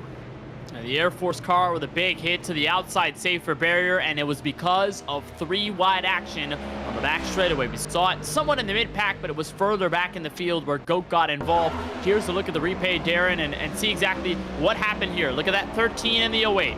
He's got Gary behind him. He's got Brett below him, and it looks like he's just closing in on Zola. What do we see there? It looks like he might have just backed off a little bit, as there might have been a little bit of a shimmy or a shake out of the 60 of Zolo. Looks like he might have got out of the gas a little bit before Gary got into them. We're going to go on board with the 13, that spicy camera, as it looked like, oh man, that just looks like a racing deal to me as Gary's on the wall. Looks like Gary was a little bit low, and Goat didn't know he was there, and it all went for naught as they went into 3. And looking to hear from the driver of the 41, Matt Stolnick, his perspective of the incident. As they go sideways, right in front of him, you'll see Sexton there through the middle. Just no space there to maneuver and right into the outside wall, but Sonic does a fantastic job of blowing that Ford Mustang down and keeping it from harm's way. Nice job. Let's give a shout out again. We just did to Dale Tanhart. He was able to avoid another one there and keep it clean. Great awareness, and able to cut it low real quick there and avoid the pileup. Still maintaining the top 20-ish position for Tanhart, but still in the running way out in the back of the pack. And Tanhart's going to be one of those drivers to hit pit road. We've seen a lot of those guys come in, and I imagine here, Darren, it's to try and make it to the end of this race, because we've seen in many ways where the caution has come out, and then we've seen drivers come in near the back, but necessarily we have seen the strategy unfold too, because these guys continue to stay out. We are still within around about more than 40 laps to go, which could be a fuel window. Things might get really close between these guys. Yeah, you know, we saw the fuel come into play last week as Bickford really ran out coming to the line. So on the super speedway deal, though, and as aggressive as these guys get and the triple overtime that we saw them go into at Daytona, I'd like to have a little bit of fuel on board. I'd like to have maybe a little bit of a fresher tire to go along with that at the end. But after what was really a first quarter of the race that was really kind of clean, we've run through a rash of cautions here. So hopefully that doesn't continue for the rest of the evening. But yeah, the guys that we've seen up front and we kind of expected to be up front are still maintaining that lead up front. The Corey Himes of the world and the Leighton Sabile. So it's going to be interesting to see if there's any challengers for deep in the pack. The Dale Tanharts, we keep mentioning him. He hasn't really had the showing, the numbers up front, the laps in the top 10 that we all talk about. We haven't seen him do that all night long, but maybe a guy like that could step up with a clean car here in the last 40 laps or so and make a run for the checkered flag here at the end of it. And we might see a driver throw a knockout punch, but how about that Hog Tamers team? They have been so good tonight. Absolute domination between Sabile and Heim. Every time they get nose to tail, it's really hard to beat them once they're up at the top side of the racetrack. We've seen guys like Colin Fern try to break them up, and the same goes for Presley Sora. We'll see if anybody else tries to put their hat in the ring. With a restart here with 44 laps remaining from Atlanta. Still a long way to go, so a lot left to decide. A fuel window left to be determined as well. We've seen a lot of guys in the back pit. Guys at the front have stayed out. They are currently on 13-lap old tires and 13 laps on their tank of gas.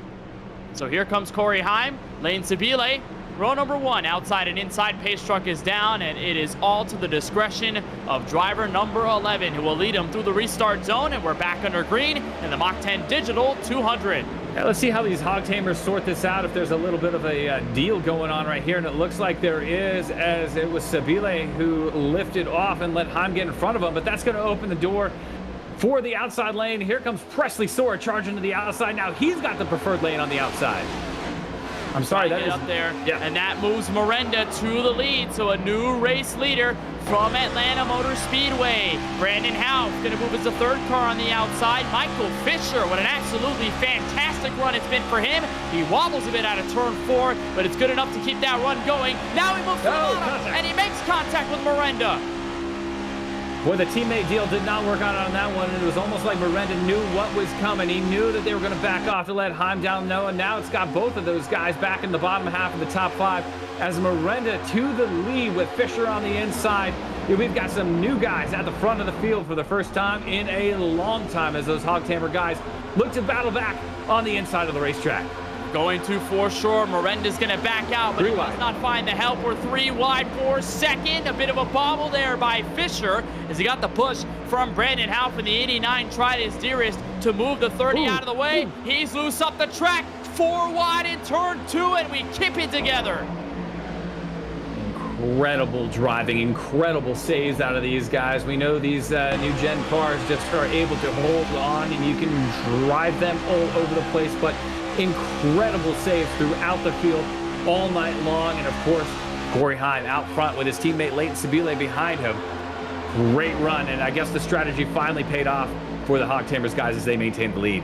And they're loving the view behind them as they're 3 wide fighting for position. They can run single file and do whatever they please there, and that's been the thing for them all night long. As you look at Dakota Curtis, a driver who started back in 33rd, he's also a big mover tonight. He is up to 12th, and one of those guys is sort of pioneering that inside before you get to those 3 cars that are leading the charge on the bottom. This one is with Presley Sora, Chase Cabry, and James Bickford. They're trying their hardest to maintain a run on the bottom, but Hogtamer stays up front unfazed as always. I'll tell you who's going to try to phase him. Let's give a shout out to Colin Fern, back up to 9th after his spin. Those last rash of cautions really helping him out. He's now back up within the top 10, trying for the top 6, looking for a little bit of help there on the outside. And Colin Fern, man, if there's anybody who looks like they will not be denied tonight, it is the 96 of Colin Fern. And if there is a go point, Darren, at this stage of the race, 39 laps to go, when is it? Are we looking at inside 10 to go? Are we looking at less than that? When is the go now part of the race? I think it depends on where you are in the field. If you're outside of the top 10, it's 20 to go. If you're inside the top 10, it's 10 to go. But again, that's all part of the strategy that you got to lay out and the help around you. Honestly, if you got the run and got the help, you go.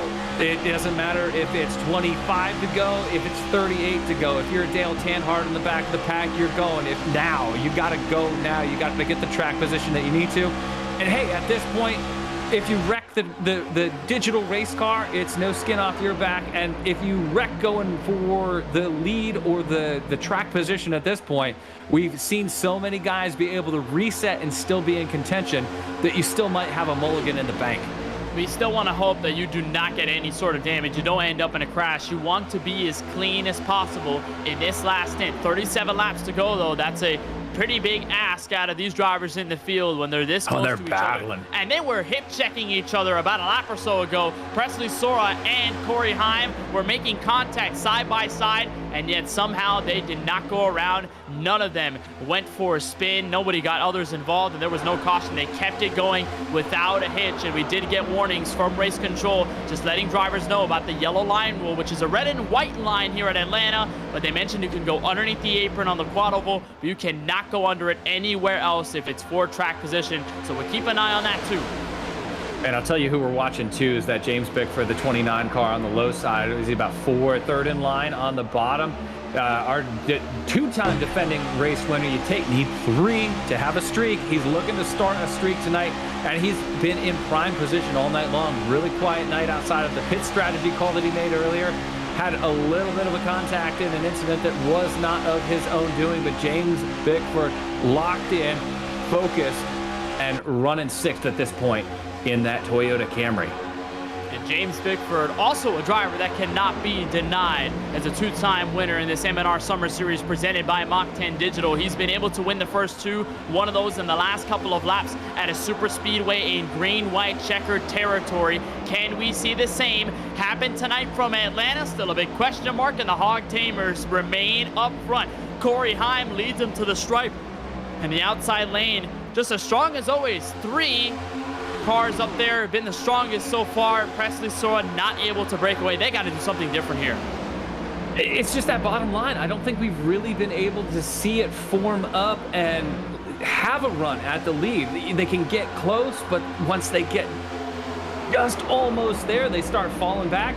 I don't know if that's a tire wear thing. I don't know if that's just the product of the low line and this type of racing with this type of car, or what's going on. You know, I'm probably going to eat my words by the end of this one, and the winner will come from the low line. But right now, I'm camping out in that top line for all it's worth and making all my moves up against the wall. Well, if there's one thing about being a commentator, especially in sim racing, is that more often than not, you're probably not right, even if you guess. 100%. And that's a tough thing. We always say that maybe something would be like this, maybe it's like this, and it always happens in the opposite way, which is it's sort of tough to think about. It's sort of weird to think about too, but I mean, nonetheless, we could see a lot of things go haywire, and we saw how aggressive they were, Darren, for a while. Right in the middle of this race, we saw 3-wide action. A lot of the drivers at the front almost crashed before an inevitable caution came out involving Presley Sora in the 98 and the 10 of DJ Cummings. So, I mean, it can quickly unravel, and you just don't know when it's going to happen. Yeah, absolutely. And again, these guys are not, they're not content to ride at this point. They are not single file. We really haven't seen single file all night long. The runs will come for wherever, and these guys are taking them. And it's really incredible to see. I mean, we've been talking offline just how incredible these saves have been, how incredible a lot of this driving has been, and the talent we've seen out of these guys. It started in qualifying when the field was, within a tenth and a half of each other? So just incredible driving from all these guys across the field tonight, as we've got the top 10 within a half a second, 0.4 of a second of each other. Incredible racing. Mention, top 14 have broken away in a big pack of their own. Everybody 15th on back have decided to back out of this. Not many of these cars are still left in packs. They're all either single file, or some of them have hit pit road. Ford Martin being one of them. You look at Mark Ravillas all the way at the bottom end of the racetrack, but this pack has severely dwindled out. So Darren, attrition playing a big role in this race later on. It's attrition, and then we're also watching, I know that lap is, we'll say 34 seconds at this point, but Gary Sexton's losing what looks like about a second a lap. So these lap cars, even if we do stay green, will probably come into play near the end of this one. And if they keep dicing double file like they are right now, they're going to have to go 3 wide around some of these lap cars. If it is Sexton, or is it someone else who just happens to fall back? But there's a lot of variables that we can see playing out much later on in the race. I know we're getting ahead of ourselves with talking about dodging laps cars with under 5 to go, but there's a lot of variables still yet to play out in this one. That's for sure. And the last time we were here in Atlanta, we had a caution inside 2 laps to go. So anything can happen, even if that was the old and abrasive surface of Atlanta, but it's still the same track nonetheless. So you're looking at maybe a same scenario happen. And we're also going to watch fuel strategy, Darren. These guys have now gone 30 laps on their stint. They're going to cross the line for 31 as Presley Sora takes control of the outside. He leads this race back to the stripe. They probably cannot make it on 75% fuel to the end. The 20 gallons that are available on these next-gen cars, a little more than 18 on the Gen 6 version of the NASCAR Cup Series machines, but on 75% fuel, they cannot make it to the end. They have to pit at least one more time, which is a big question mark in this race too. Right, and we're looking fairly green right now. I mean, I know that we have a broadcaster jinx, and as soon as I say that, we'll have one in the wall sideways. But again, there's a lot of variables to now play out. And you know what? We talked in the production meeting, the likelihood of us seeing a green flag pit stop, very slim, but there still is a chance. We're saying there's a chance, and with 26 to go and the fuel getting a little light, that chance might just be coming to light here within the next couple of laps. Just like you're telling me there's a chance at this point. No, I guess I'm telling you there's a chance. Telling you there's a chance. The odds. Chase Cabrey moves up to the top of the racetrack right in front of Presley Sora. Looks like Brandon Half got shuffled out of line quite a bit. He's going to find some space, or at least try to. They're 3 wide. That's him, Ronnie Osberg, Dylan Connolly, and the number 95. And Chase Cabrey surges to the lead, the Tampa, Florida native, looking for his first win in a while in MNR, obviously in last season's edition of the Monday Night Racing Pro Series. The last win for Chase Cabrey came with the Super Late Models at Richmond in the playoffs, and here comes Bickford with a challenge for the lead on the inside. Here comes Bickford, but 2 cars back at him. Shout out Matt Stallneck. Started shotgun on the field tonight, ran into a couple incidences, and he is in contention right behind the battle for the lead. The fruit is, or the cream is rising to the top at this point, Kenneth, as all these major players are coming up through the field. And what did we say? If you can push with 30 to go, push with 30 to go. If you can push with 20 to go, push with 20 to go. You got to go at this point, and that's the key word, is Leighton Sabile takes back the lead. Heck of a battle on at the front of the field between Cabrey and Sabile. And look to the run of the front, spearheaded by the 96 of Colin Fern. There he goes. About 2 or 3 spots in those 2 corners, turns 3 and 4. We're 3 wide for the lead. Colin Fern in the front on the back straightaway. Hungry dogs don't sleep. Hungry dogs don't sleep. And Colin Fern has not slept on this race. If you have slept on him, you have made a mistake. He finally has the lead that he's been searching for all night long. And Chase Cabre got backed up there by lap car Jonathan Gokin, the number 08, the pole sitter tonight. Colin Fern's going to block the outside run. Crossover by Corey Heim on the inside. What incredible racing we're seeing here on Monday Night Racing. Corey Heim now back to the lead as Sabile is on his bumper. Colin Fern falls back. Kenneth, we are in for a heck of a finish tonight. Heim, Fern, Sabile, Bigford, and now Sora inside your top 5. We are gridlocked again for the front position. Heim will lead him to the stripe, and once more, Darren, Hog Tamers is at the top of the track. They might still be unstoppable, but is there a way to break them apart and lose their momentum? Absolutely. We saw it with the Coley cars in the Xfinity race on Saturday night. They were running 1, 2, 3 and looked unstoppable. These Hog Tamer cars, and they still got beat, right? So we're looking at the Hog Tamers cars here tonight. They've been dominating all night long, running 1, 2 through the last half of this race. But there's too many hungry guys in this field, led by Colin Fern, that are going to try anything they can to take the checkers tonight. That's a fantastic point. Now, if these two are in this race by the end of it, whether it be Sabile or Heim, which of them is going to be the aggressor to move for the win if it's coming down to those two? Because you've been running as teammates all night long. But if there's one thing about being teammates on a super speedway, is that you throw all of those ideas away when it gets to that white flag. Well, white flag, and really at this point, coming to the checkers, I wouldn't make my move if I was Sabile until I see the checkers in the wind, possibly coming out of 4. Back up a little bit, going in, out of 2, get the run down the backstretch, maybe try to make a move into 3 or 4. But a team win's a team win. I know Monday Night Racing wins are rare and hard to get, but you just got to play it by ear when it gets to that point, right? Like, the aggressor is going to be who's ever in second, and the blocker is going to be the guy in the lead. And who ends up in the wall? Who ends up taking the checkers? Only one guy can take the checkers, but everybody can end up in the wall. So we'll have to see how that plays out here in 18 laps. Now we are getting into crunch time here at Atlanta as the lead still shuffles between Corey Heim and Colin Fern. We have not seen an official convincing leader quite yet. That inside has looked the strongest it has all night long. We have not seen it as strong like this.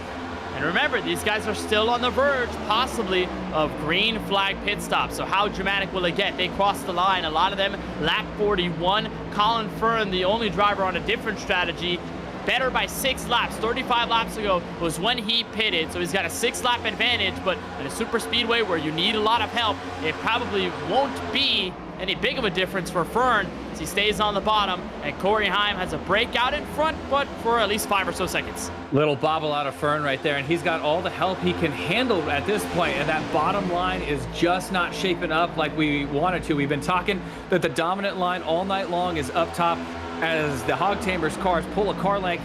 And again, we'll see Colin Fern be able to maybe match that coming down the backstretch. But when we get back to the line, it's likely going to be the Hog Tamers cars, as that bottom line just does not stick like those guys need it to.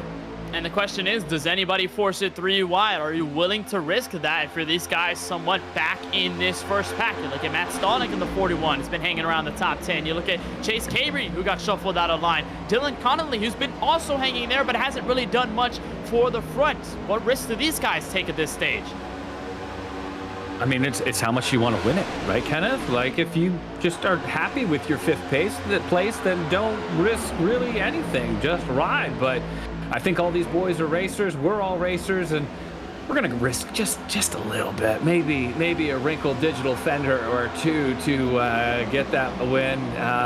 If you put that fender right, just right into somebody's quarter panel, it might just help you get that checkered flag tonight.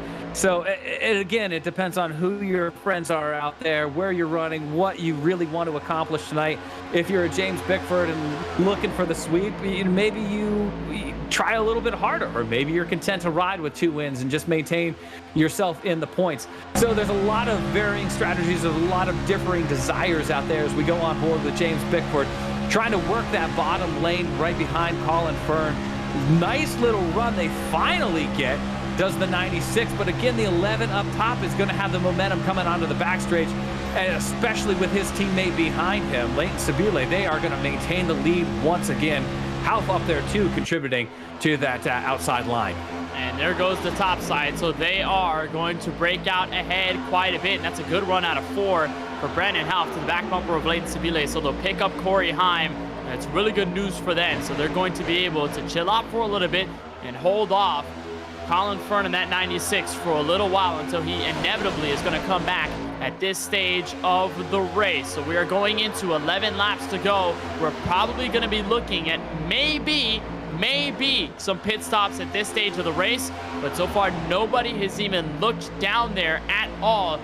Nobody is looking for pit road, which I'm very surprised about. Not sure if they can make it all the way to the end. And that sun is starting to set. Track tap has decreased gradually, now down to 95 degrees. Love it. And again, we've been keeping track of those lap cars, or at least those guys falling back of the pack. Sexton and Jewel about 20 seconds back right now. Not sure at this point if they're going to play a factor in this one with only 11 to go. But it's something to watch for as we go 3 wide into 3. Half in the middle of Sabile trying to break up that Hog Tamer duo up top. Is he able to slide up? He's not clear. He's not clear. And the Hog Tamers are maintaining that bumper-to-bumper contact on the outside line. Failed move by Half in the 9. Now he's stuck in the middle. He's stuck in the middle, but he's got help. That 41 of Matt Stonick is there. He's going to float up high to Chase Cabry, and that's really close. Fern is going to have to stuff it to the outside, and a crossover by Chase Cabry. Big move, and here comes Stonick. Give these spotters a raise. These guys are dicing it up out there, and those moves are precision. Just an inch or 2 of error, and we are going to have a 15-car pileup. We have not seen it yet. Bravo to the spotters, bravo to the drivers as we go under 9 to go here in Atlanta as Corey Heim maintains the lead with his teammate behind him. Oh, and Half gets into the wall. He gets into Matt Alverson, who goes up the track in front of Dakota Curtis, who woes it down enough to get it out of harm's way, and we're going to stay green. And I was about to say that the question I posed earlier about those guys in the back half of the first pack, when they were going to make their moves 3 wide, it looks like that was the answer about a lap or so ago, but it has broken up the first pack. Matt Alverson has fallen back to 13th and make that at least 12 or so cars in this first pack, make it 11 actually. Boy, this is the move we're trying to see out of Colin Fern. If he could just slide up and break up that Hog Tamer duo, he'd be in the money position, finally being able to break them up. He's got help, though, out of the 99 of Miranda. I just don't know if that bottom line is going to be. He's got to make a quick move as we're coming up on a lap car. Maybe he can use it as a pick nut. Lap car gets out of the way. But again, that bottom lane just cannot hold the momentum coming out of the corner as Fern gets bound up once again. And Stonick hits the outside wall, so he backs out of line. 3 wide. Dylan Connolly in the 95 moves to the inside. Presley Sora, the back end of this first pack, it is severely thinned out, but so are the laps. It looks like they are going to stick it out to the very end. Colin Fern is going to stay on the bottom of Corey Heim, and the same situation that Heim ended up in last time we were here at Atlanta. He would be on the outside in 3 and 4, but what would he do? He would pinch the car on the bottom and forfeit their ability to make a big run. Boy, you know, Fern is really making that bottom lane work better than we've seen anybody all night long. He's got a great pusher in Cabry behind him. I don't know if they have the advantage yet, but they're making it look good as now we're 3 wide for second place into 3 and 4. And the Hog Tamers are broken up. Sabile falling back. Sabile falling back and down the wall with Presley Sora. Caution will be out. Leighton Sabile and Sora Tango. Caution with 5 laps to go. And I was gonna toss off your point there, Darren. You made a really good point. The fact that Hog Tamers got absolutely disbanded there, and it was because of Mario Miranda moved the car to the middle lane, and then Corey Heim went down to block the run, and all of a sudden it was 3 wide from there on out. Look at the move Miranda makes. That is a smart move on the back straightaway to break them up in the closing laps, but unfortunately, it ends up in a caution. and I don't even know, like, that was just Sabile getting high. It almost looked like he had an issue. I don't know if Miranda's move really had that much effect on what happened to Sabile there. And then it was just on from there, back in the pack without his teammate for the first time really all night long. And around goes Leighton Sabile out of this one with 5 to go. Let's ride on board Matt Stolnick as he tries to navigate through this one. Just a little, nope, he gets clean and through after the night he's had. Stolnick needed a break, and he got it right there. And he got very close there to getting into that incident. And the 98 of Sora, unfortunately, the victim. That's the second crash that he's been involved in tonight. First one in turn 4. His first one was right on the back straightaway entering turn 3, and that was with the 10 car of DJ Cummings. So a caution out here inside. 5 laps to go. Now, we're not sure whether we're going to have an organic green-white checkered restart or whether this is going to extend this race into overtime. Remember, it comes down to either the 130 laps that we have scheduled or 2 hours on the timing sheet. It looks like we still have around 38.5 minutes left, so we should be okay. But let's bring in the driver of the 41, Matt Stolnick. And Matt, you barely got by through that incident, but talk us through this race. You started all the way at the back. From 34th place, he moved up, and now you're in this front pack with a chance to win. What has it been like all night long? Been crazy. It's take. There's just, it's so hard to pass. The windows are so small.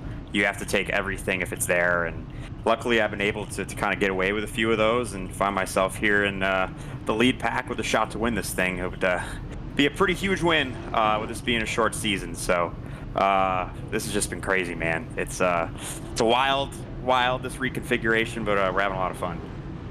And it's been a lot of fun. I think it's been really scary for us in the broadcast, but just trying to watch it all. But for you, I mean, 2 times in a row that we've seen you. I mean, Charlotte a couple of weeks ago, and you look at tonight from Atlanta, the way you've been able to move up through the field despite some early adversity. What's it been like relentless-wise for you to keep that mentality, to move forward and understand that the race is never over until it's over? It fits who I am as a driver. Like, I'm not the best qualifier. That's kind of always been my MO. But, you know, I feel like just like the way that I like to approach races with a lot of aggression, always, you know, aiming to move forward, it fits my style. So this didn't bother me at all. And if anything, I think it kind of helped keep me out of the fray early in the race when it really just didn't matter. So I think it worked out. And, you know, here we are with a shot for this thing, and probably going to need 1 or 2 more breaks to go our way. But if we can get it, we'll put this thing in victory lane. Hey, 2 laps to go. You're riding inside the top 10. What are you going to do to try to win this thing? Whatever it takes. I'll shoot the middle. Wherever there's a hole, I'm taking it. Hey, that's the proper response. 2 super speedway wins in your MNR career. I'm sure that you could probably get it done here tonight. Best of luck on this restart with 2 to go. Thanks, guys. So that's Matt Stolnick, driver of the 41, the Typico Sportsbook Ford Mustang, who actually had a lot of fun with the Typico guys, and they sponsored one of the trucks in the NASCAR Craftsman Truck Series at Mid-Ohio, so that was really cool to see. Matt Stolnick inside the top 10 on the outside, and that was Zane Smith. So thank you, Ryan Bauer. I couldn't exactly pinpoint which driver it was. I knew it was a driver of a Ford F-150. I knew it was Front Row Motorsports, but I didn't know it was Zane Smith. So Zane Smith with the Typico Sportsbook, and it looks like the 41 of Stolnick looking to take his Typico Sportsbook Ford Mustang to victory lane, but he's got some cars to get around before it's all said and done. 2 laps to go, restart. Corey Heim, the champion from last season, Mario Miranda, the rookie. Green flag. Yeah, speaking of that Mid-Ohio race, Kenneth, the Mid-Ohio truck race winner leads him to the green, and that's Corey Heim, birthday boy this week. It's his 21st birthday week, so a second win on the week for him would be great, but no one is going to gift wrap this and hand it to him. They are going to make him work for this. As Miranda on the low side, finally a run on the low side from Miranda, as he's got a pusher and Cabry behind him. There's no help right now from behind for the first time all night for Corey Heim. And they are still even for the lead. White flag in the air in this Mach10 Digital 200. Look who just slotted into the 3rd line on the inside. That's the 41 of Matt Stolnick, still even at a turn 2. Looks like the 11 is going to have the run off the corners. They're formed up real nice behind him, but Half wants it just as bad as Heim does. Half on the back bumper of Heim as they're into 3. Looking outside goes Half in the 9. And they're starting to beat and bang for second on back. Car on the wall, but Corey Heim all by himself takes the Mach10 Digital 200 from Atlanta. Great win for the birthday boy as they watch him pile it up down in 1. The 11 gets the win. his second win on the week, one on the truck race, the Craftsman Truck Series race at Mid-Ohio, and Corey Heim scoring probably an equally as valuable win here in Monday Night Racing at Atlanta Motor Speedway as he bumps fenders right there with his teammate Leighton Sabile. Big help from Sabile all night long to keep Heim out front. The stats at the end of this one are going to show that Corey Heim led the vast majority of laps at the end of this one. However, it was not without a fight from the entire field. Great race all night long. A fantastic one here from Atlanta as Corey Heim, even with the damage on his Toyota Camry, it does not matter. He will burn it down and bring you the winning moment here. The Monday Night Racing Summer Series presented by Mach10 Digital. It's his first win since mid-February when he got his championship in Season 6 of the MNR Pro Series. And he gets to burn it down. Leighton Sabile, his teammate, right alongside him for the celebrations. When we come back, we have post-race coverage. We'll take you through the unofficial results and talk to your top 3 after the Mach10 from Atlanta.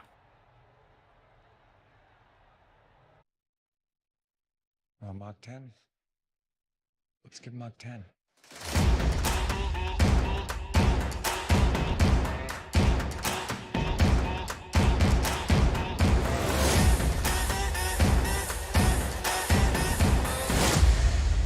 You're cleared for takeoff.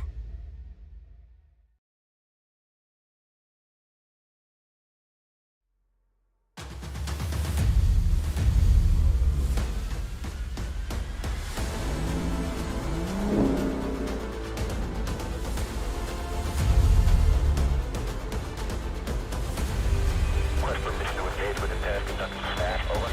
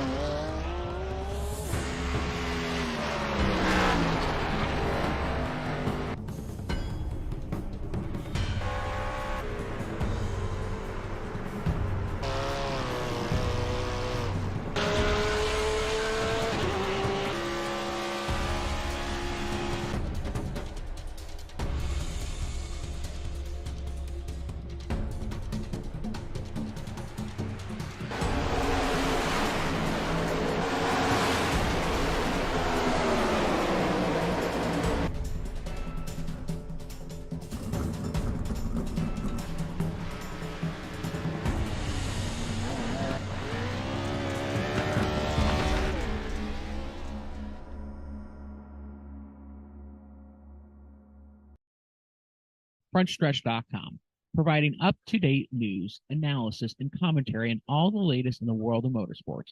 Check out Front Stretch YouTube page for post-race content after the checkered flag waves for most NASCAR events, giving you up-close interviews with your favorite drivers and the stories that matter each weekend. For the best seat of the track and the best view on the web, visit FrontStretch.com. A wild finish here from Atlanta Motor Speedway as we close off the Mach10 Digital 200, where Corey Heim, after winning Mid-Ohio in the NASCAR Craftsman Truck Series earlier last weekend, picks up a win of his own in MNR. Here in the Summer Series, he wins by a couple of car lengths over Mario Miranda. A great run for the rookie driver in the 89 who had a shot at the win late in the going. Chase Cavery in the 39 picks up off of a second-place finish at Charlotte 2 weeks ago with a third-place finish of his own in the Super Speedway Series from Atlanta. Matt Stallnick, the biggest mover by far overall in this race, started dead last, 34th and goes plus 30, ends up as a driver finishing 4th in tonight's event. James Bickford unfortunately denied an opportunity at 3 in a row in this summer series, but nonetheless a top 5 should keep him in the points lead. Joshua Slade in the 0-1 rebounds after some trouble earlier on tonight, comes home in P6. Matt Alberson in the 6 car, great run for him as well, comes home in 7th. Colin Fern tried to be aggressive late in this race, and unfortunately it did not work out. He ends up in 8th. Brandon Brown, great race for him after starting 32nd. He finishes in 9th, and the hot dog machine, Max Kennan, Darren Denman, rounds out the top 10. Gotta love that hot dog machine. Gotta love the run that George Jewell had too in the 70. Didn't talk about him all night long, but came home a clean 11th. Dylan Connolly in the 95 was 12th. Presley Sora had a couple big incidences throughout the race, and one of them late, relegating him to a 13th place finish. Brandon Houff got shuffled there at the end. In the 9, back to 14th. 31, Matt Kent, 15th. Ronnie Osmer came home 16th in the 55, and Gary Sexton, after his really kind of up and down night that just started down and really never got much better, came home 17th. Leighton Sabile, after his late spin into the wall after running second all night long, is 18th. Dale Tanhard in the 81, 19th, and rounding out the 20, rounding out the top 20 in 20th, the number 4, Brent Baldeck. Joe Zolo in the number 60 car is 21st, and he ends this race as the last car on the lead lap. The first car 1 lap down is Michael Fisher, who had a great qualifying time, ran up front for a bulk of the race, and unfortunately had trouble late. Jonathan Goat, the pole sitter, also had a sour end to the race, comes home in 23rd. Dakota Curtis is 24th. 25th will go to Ford Martin in the 07, and then 26 goes to Mark Rabillas. Steve O'Font in the 54 comes home in 27th. 28th will go to the 10 car of DJ Cummings. 29th to Cole Cabry in the 51, who got caught up in a crash midway through the race. And Nick Olson, also with trouble, a couple of cautions he was involved in, ends up as the last driver in the top 30. Monin Rahman in the 15 ends up 31st. Will Davis 32nd. 33rd for Joseph Gregory, and Connor Berry with a crash early in this race was the first DNF of the night. He ends up as 34th on the running order. Let's bring in the driver who gets to victory lane, and it's a big happy birthday week for Corey Heim. Corey, you picked up a win at Mid-Ohio in the NASCAR Craftsman Truck Series, and you come out to MNR, and you dominate at a super speedway. You win here from Atlanta Motor Speedway. Just give us your thoughts and emotions right now coming back to win this race. Yeah, that was a lot of fun for sure. Working with Leighton for most of the race, he did a really good job at just keeping us up front. I thought starting 16th, I would kind of struggle to see the front just with the lack of, we had unlimited tires and fuel. So we were able to just kind of come in every single cycle. There wasn't a lot of strategy to it, the way the cautions fell. So we knew we had to get to the front as soon as possible and just maintain that. So we did. And he got, booked 3 wide with 4 or 5 to go. So had to hang on to the outside and side draft as hard as I could to keep the lead, and it worked out for me. And talk about the way that you were able to take the approach of this race after Lane Sabile got shuffled out of line, because you two had been almost unstoppable all race long. What was that like as soon as he got out of the picture, and what you had to do to stay up front? For sure. I think if it went green, it would have been a lot tougher, just with everyone being so spaced out. But I knew if I picked the outside on that last restart and, just side drafted really hard and hoped that I had at least a little help, which I did, it'll work out. And, with the way these cars are at speedways, the side draft is just brutal. So if you're in control of that, it's a lot easier to manage a race. But if you're on the inside, you just have to hope that you get a good enough run to clear them. And luckily, the people on my inside never did. So just a huge thanks to EPI, Hog Tamers, and Leighton Sabile, and Mon and Ramen for the fuel mileage stuff today, and Toyota Racing. It's been a good week for us, and hopefully we can get many more.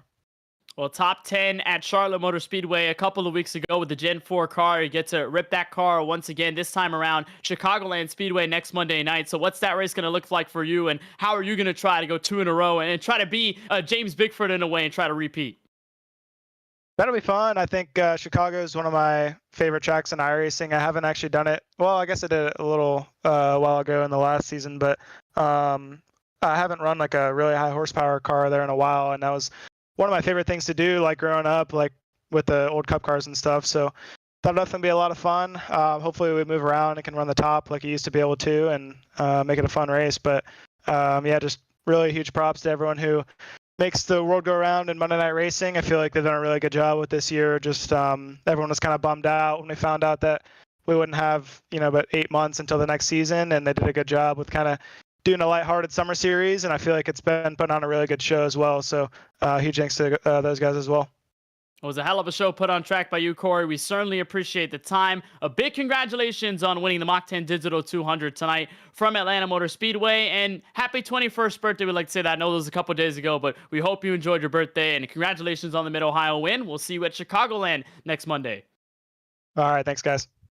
So that is Corey Heim, driver of the 11. The previous MNR Pro Series champion gets to victory lane for the first time since that Homestead Miami Speedway race in mid-February. We'll talk to the rookie driver in second place, Mario Miranda. Darren Denman, you're caught up with him. Mario, my man, you were so close there at the end. Heck of a race all night long.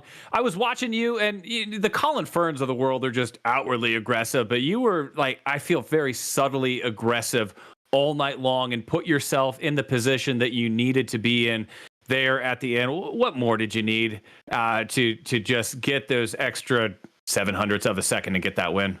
I think just more confidence in the people behind me. I'm the rookie. I don't know a lot of people. So, coming off the backstretch, I knew Heim would side draft me and probably move up the track to get away from my side draft. And I was afraid to follow him back up the track because I thought, Cabry was giving me great pushes, but I thought if I moved up the track, he would just, put me in the middle. It's the last lap. I wouldn't blame him. So, if I had a teammate behind me, it'd probably be different. But I just, trying to get to know everybody, try to earn respect in this league. So, maybe if that situation happened, 4 races down the line, then I probably had a better chance. I mean, what is like that being a rookie, though, too, in this league? And you're racing Saturday's truck winner on the outside. And I mean, man, you could have slid up into him and taken a fender off his car and got the checkered flag, but you didn't. You're racing with respect. You're looking for respect. Just speak on that experience, on what you're really, gunning for here. Obviously, you're gaining respect on the track with how you race and how you race guys clean, but you're also racing aggressively, even though I said it was subtly aggressive, and you're still getting great finishes out of it. Yeah, that moment on the backstretch was just I just had that realization that I think I'd rather take second place than something worse than that in case I did lose the help. But one of the biggest things in my iRacing journey and my real life racing as well is just learn to when to be aggressive and not always be aggressive. And that's the biggest complaint people have had of me in the past, and I've done my best to try to fix it to points where I can be patient, but I know when to be aggressive, and I'm not trying to make anyone mad, just out there trying to win a race. All right, Miranda, it sounds like you got a great head on your shoulders, kid. What is next on the docket for you? Will we see you in Chicago next week? Or you talked about your real life racing. What do you got going on there? Yeah, this weekend I'm doing legend car racing here in Oklahoma, asphalt road course racing. It's not dirt racing as you would typically expect of an Oklahoma driver, but that's all fun in itself. And then you'll see me next week again repping the OU on the car. Love it. Great paint scheme. Great run tonight. Mario Miranda finishes P2. Mario, thanks for your time, and we'll see you next week at Chicagoland. Thank you so much. Thank you, guys. So that is Mario Miranda in the 89 car who comes home in second. We go from one beautiful paint scheme car to another, and that is the 39 at Chase Cabry who comes home in third. Chase, first of all, welcome. Congratulations on the podium finish, and give us that perspective of those last couple of laps. You're pushing Miranda on the inside, trying to get to Corey Heim. What was that like? Yeah, it was super fun. I had a blast. The racing I thought was pretty excellent. It's so tough as the inside lane to get clear of the outside lane. All the leader has to do, I mean, you could have 7 miles an hour and advantage, and all the leader has to do is come down on the right rear and kind of side draft you, and then you stall out. So it was really fun being in the bottom groove trying to make those runs, because the top groove kept getting stacked up, especially if you're 5th, 6th car on back. So I had control of the race. At one point I got to lead, I'd say 20 to go, and then I got caught behind a lap car and had to go all the way back to 11th and try to climb back through. So I had a blast. I thought everything was super fun, and I hope it was pretty enjoyable to watch, because it was pretty fun from my perspective. It certainly was a lot of fun to watch. And you were one of those guys who was really aggressive at the front of the field, but it all seemed to work out. Switching lanes, trying to see where the draft was going, and pinpointing where you could take those runs. How patient did you have to be to find and choose the right times to go, to stay up front, or to get back up if you drop back a little? Yeah, I felt like the bottom groove, there was times when I would go down there almost by myself, one or two cars, and you'd fall all the way to 15th, and then the top groove would get kind of stacked, and then you'd be able to make some headway, and you just had to be patient running the bottom to get the cars and energy and momentum in your favor, and then you could draw all the way up into that, say, top 5 area, and then you'd find yourself a hole, get up to the top, ride for a few laps, wait for more cars to go down there and go back down. So it was a lot of strategy. It was kind of one of those races I thought we were going to ride around and kind of go to the back and ride, but it was it felt safe up front. I felt like if it was going to get super sketchy, I was going to dip, but early in the race, but I decided to just keep riding it out up top, up in the front half of the field. And I thought it was super fun and super tough. More of a mental game than it was anything. All right, so now you end up moving forward. It's been great podium finishes from Charlotte, the Gen 4s, to now tonight's Super Speedway race with the Next Gens at Atlanta. Now we go back to Gen 4 action next Monday at Chicagoland Speedway. So what are your thoughts about the venue over in Joliet, Illinois, and what you're going to try to do to get your first MNR Summer Series win this year? Yeah, the C-Fix Series was just at Chicagoland, and it moved all around. The first couple laps were like wide open. Obviously, you won't be wide open in Gym 4. At least I don't think so. And then you'd get to the top, and then you'd have to get back to the bottom. So I think with the way you can move around the Gym 4 car, I think you're going to see a lot of moving. And I think it's going to be a lot of fun. I'm super excited for it. I like the Gym 4 way more than the super speedways. I just prefer that. So I'm pretty excited for next week, and we'll see how it goes. It's going to be a lot of fun in 1 week time when you take on Chicagoland. But Chase, on behalf of our entire broadcast team, congratulations on the podium finish from Atlanta, and we hope to see you next Monday at Chicagoland. Thanks. So that's Chase Cabry, driver of the 39, comes home in third place here from Atlanta Motor Speedway. And I'd say, Darren, a big redemption from Daytona. We saw a lot of crashes, a lot of things that wanted to be improved on in the league. Also noted that as well, some little things that they tried to change for this second Super Speedway race, and honestly, definitely worked out. We saw a lot more clean racing through the front of the field. We saw a lot of aggression, but at the same time, a lot of patience, and then a great finish, clean one all the way to the end with 2 laps to go. And Corey Heim holding on for his first win since mid-February. Absolutely. Another great race, Kenneth. Like we talked about the one in Charlotte and the different storylines throughout that race and how fantastic that the entire race was. Another fantastic race here from Atlanta this evening. Maybe there wasn't as many storylines as we saw in Charlotte. It was a pretty clean-cut race from the fact that once those Hog Tamers cars got the lead, they were able to hold it throughout the latter, we'll say, 2/3 of the race. But there were guys that still made it exciting. The Colin Ferns of the world just do not give up. Presley Soar in the wall a couple times, still had a really solid finish. I think he came home 13th. So again, these guys, they battle and they don't just lay down. Corey Heim's a NASCAR National Touring Series winner this week, and they weren't just going to give him that win. They made him work for that, and the show that we got out of those guys doing work was incredible. Another Monday Night Racing classic, and I'm happy to be a part of it. There's nothing like Corey Heim going out and winning a real-life NASCAR Crash and Truck Series race in Mid-Ohio and then coming here and just absolutely dominating the field at a super speedway. Absolutely. And that was insane. And a 21-year-old driver, too. He's my age, and I don't even have 0.5% in skill. And what's Mario Miranda? 18, I think. But again, how cool is this series? How cool is iRacing that you've got a Craftsman Truck Series winner on Saturday racing against a high school kid that races legend cars in Oklahoma on Monday night virtually, and then just the different personalities throughout the field. It's exciting to be a part of. It's exciting racing, and it's an exciting social event on top of the sport that is involved in it, bringing all these people together from different walks of life and competing on really an international stage on Monday nights. Well, the storylines continue. We go back to Gen 4 racing, so we'll see a little more of those rear ends kicking out, those rear tires spinning a little more. So that's going to be a lot of fun. We get to that really tough surface in Joliet, Illinois. That'll be next Monday night, July 17th. So be sure to tune in. Same time, same place. That'll be around 7:30 p.m. Eastern. You can find it right here on the main Podium Esports Twitch channel, where we're going to have a lot of fun. And when we return for the Super Speedway Series, that'll be the week after at Talladega in Alabama. So that'll do it for our broadcast of the Mach10 Digital 200 from Atlanta Motor Speedway. For Ford Martin and everyone at Monday Night Racing, Paul Sutton and Michael Hall in Race Control, for Gary Sexton and John Fiore at Podium Esports, and for our broadcast crew tonight, for our camera builder Dougie Beard, our overlay builder Michael Hall, for Cameron Aubernon on Podium Esports social media, and for our producer Ryan Bauer, my colleague in the booth Darren Denman, my name is Kenneth Bueno, saying thank you so much for watching our coverage from Hampton, Georgia. We'll turn it over to the frontstretch.com post-race show with Tanner Marler and Brandon Houff. Thank you, Kenneth. We are back with another show.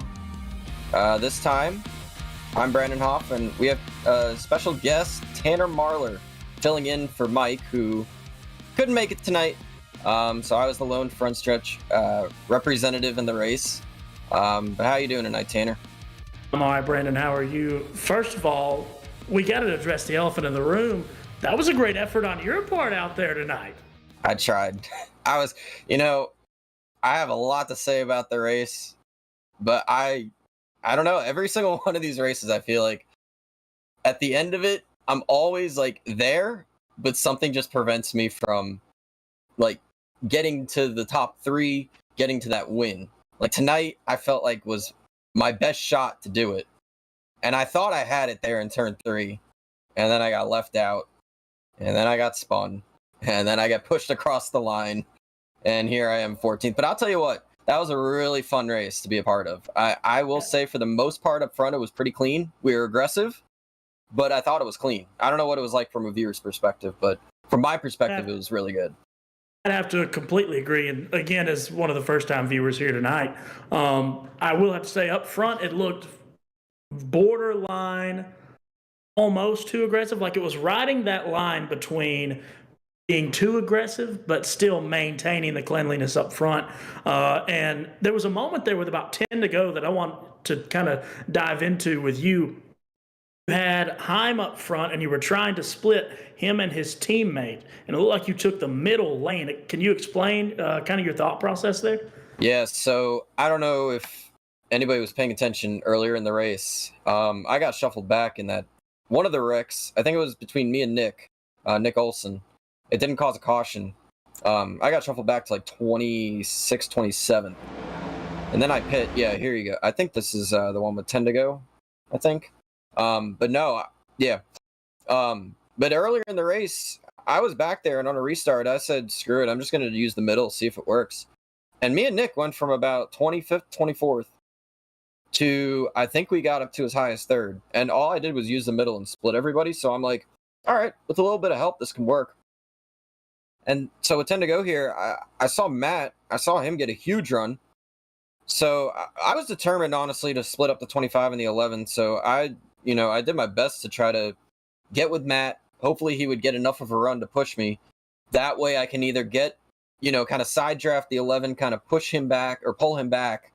And then maybe, race Colin there on the inside for the win.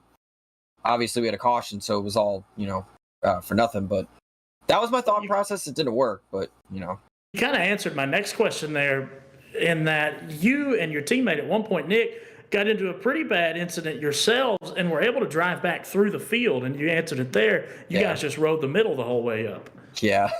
I was told before the race the middle is the worst place to be on this track, and I kind of just ignored that. I was just like, you know what? Let me try it. I got help. Let me just see how it goes. We had fresh tires. I had a little bit of a damage. I think I had like 20 seconds of damage. Got that repaired. So I said, all right, I can either do one of two things. I can either ride back here and risk myself getting in a wreck, or I could do the same, except be at the front. And my goal all night was to be at the front. I didn't qualify as good as I wanted to. I started, I think, 13th or something. But my goal was to run up front. And I think for the most part I did. It's just, that one wreck there put me in the back, and then it only took like 8 laps, 9 laps. I don't even know, but it was fun. I'll tell you that. Going up the middle there and having all those guys, just kind of the seas parting and all that. That was really fun, and I'm glad it worked because I was testing it for later in the race to see if it would work, and it almost did. But I mean, I'm sad I finished 14th because I ran a lot better than that. But it is what it is. There were a lot of other great runs tonight, particularly though by our winner, Corey Heim. He goes out, wins Mid-Ohio earlier this week. What's it like to be sharing the track with someone that's competing on the weekends? Yeah, I've been around Corey for pretty much the 3 races, like pretty much all race. For the 3 races we've had between the 2 super speedways and the 1 Gen 4. He's a good racer, man. I know in real life he's really good. On the sim, he's just as good, though. I've had no problems with him. We've raced clean. I know there at the end, I was trying to help him buy the inside line. I was honestly going to try to hang him out and try to make my own move. But no, Corey's a good racer. I have a lot of respect for him. Obviously, in real life, he's having a lot of success, and I'm happy for him there. And he's only going to get better. He's young. He's quick. He's got a lot of potential. But he's been really good here in MNR in the summer season so far. I know he's got a few wins to his credit now. Not only that, but in the regular season, in the fall and winter season. I'm looking forward to the rest of the year with him. I know there are a lot of really, really good guys in this league. This is my first rodeo with these guys. I know I've been watching this since the start. Been covering it for the last few seasons. Happy to finally be a part of it. But he's a fun guy to race with. Clean. I had no problems with him tonight. Haven't in the first 3. Let's hope it stays that way. I don't want to jinx anything, but no, he's fun out there. Absolutely. And you guys, obviously, next week going to Chicago's Land Speedway. Talk about what you're looking for out of this Gen 4 car. Well, I unfortunately won't be a part of it. I'm going to have to miss the race. But my experience in the Gen 4, I've raced a ton of it on the sim since it came out like 6 months ago now or 5 months ago. A mile and a half is one of the most fun cars you'll ever drive. Previously, I said the Xfinity car was, but the Gen 4 is easily taken over. It's the only thing I race on iRacing, honestly, when I'm not racing MNR. I will race nothing but the Gen 4. We just had a whole week at Old Atlanta, and I raced probably like 10 races during the week. It's so fun. You have to save tires. You have to wheel that thing around. I mean, the thing is so out of the track like the old Gen 4 used to be. It's got the speed. You can utilize multiple lines, top, bottom, middle. And especially at Chicago, it's going to be a really fun race because, the top of that track, you can rim ride there and it'll work on iRacing, but you can also use the bottom and it'll work. And then you can lay it on somebody's door there in the middle line and you can make that work too. So it's going to be a really fun race for those guys. Unfortunately, like I said, I won't be a part of it. I wish I was, but, I got other things going on. But yeah, it's going to be a really fun race. I think that'll be the best race of the season out of the 4 in the Gen 4, if you want my opinion. I know a lot of people looking forward to it. Coming up here, we've got Matt Stallneck here. Had a great race tonight. We spoke to him a little bit before the finish about his plans going forward. Going to look forward to getting to talk to him about how those plans kind of played out. Matt, how are you? Hey, guys. Doing great. Thanks for having me. Not a problem. Not a problem.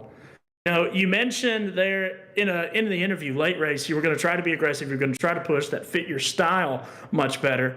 Obviously didn't get to bring home the win, but still had a very solid race overall. Talk about how the strategy kind of played out during those last 10 laps.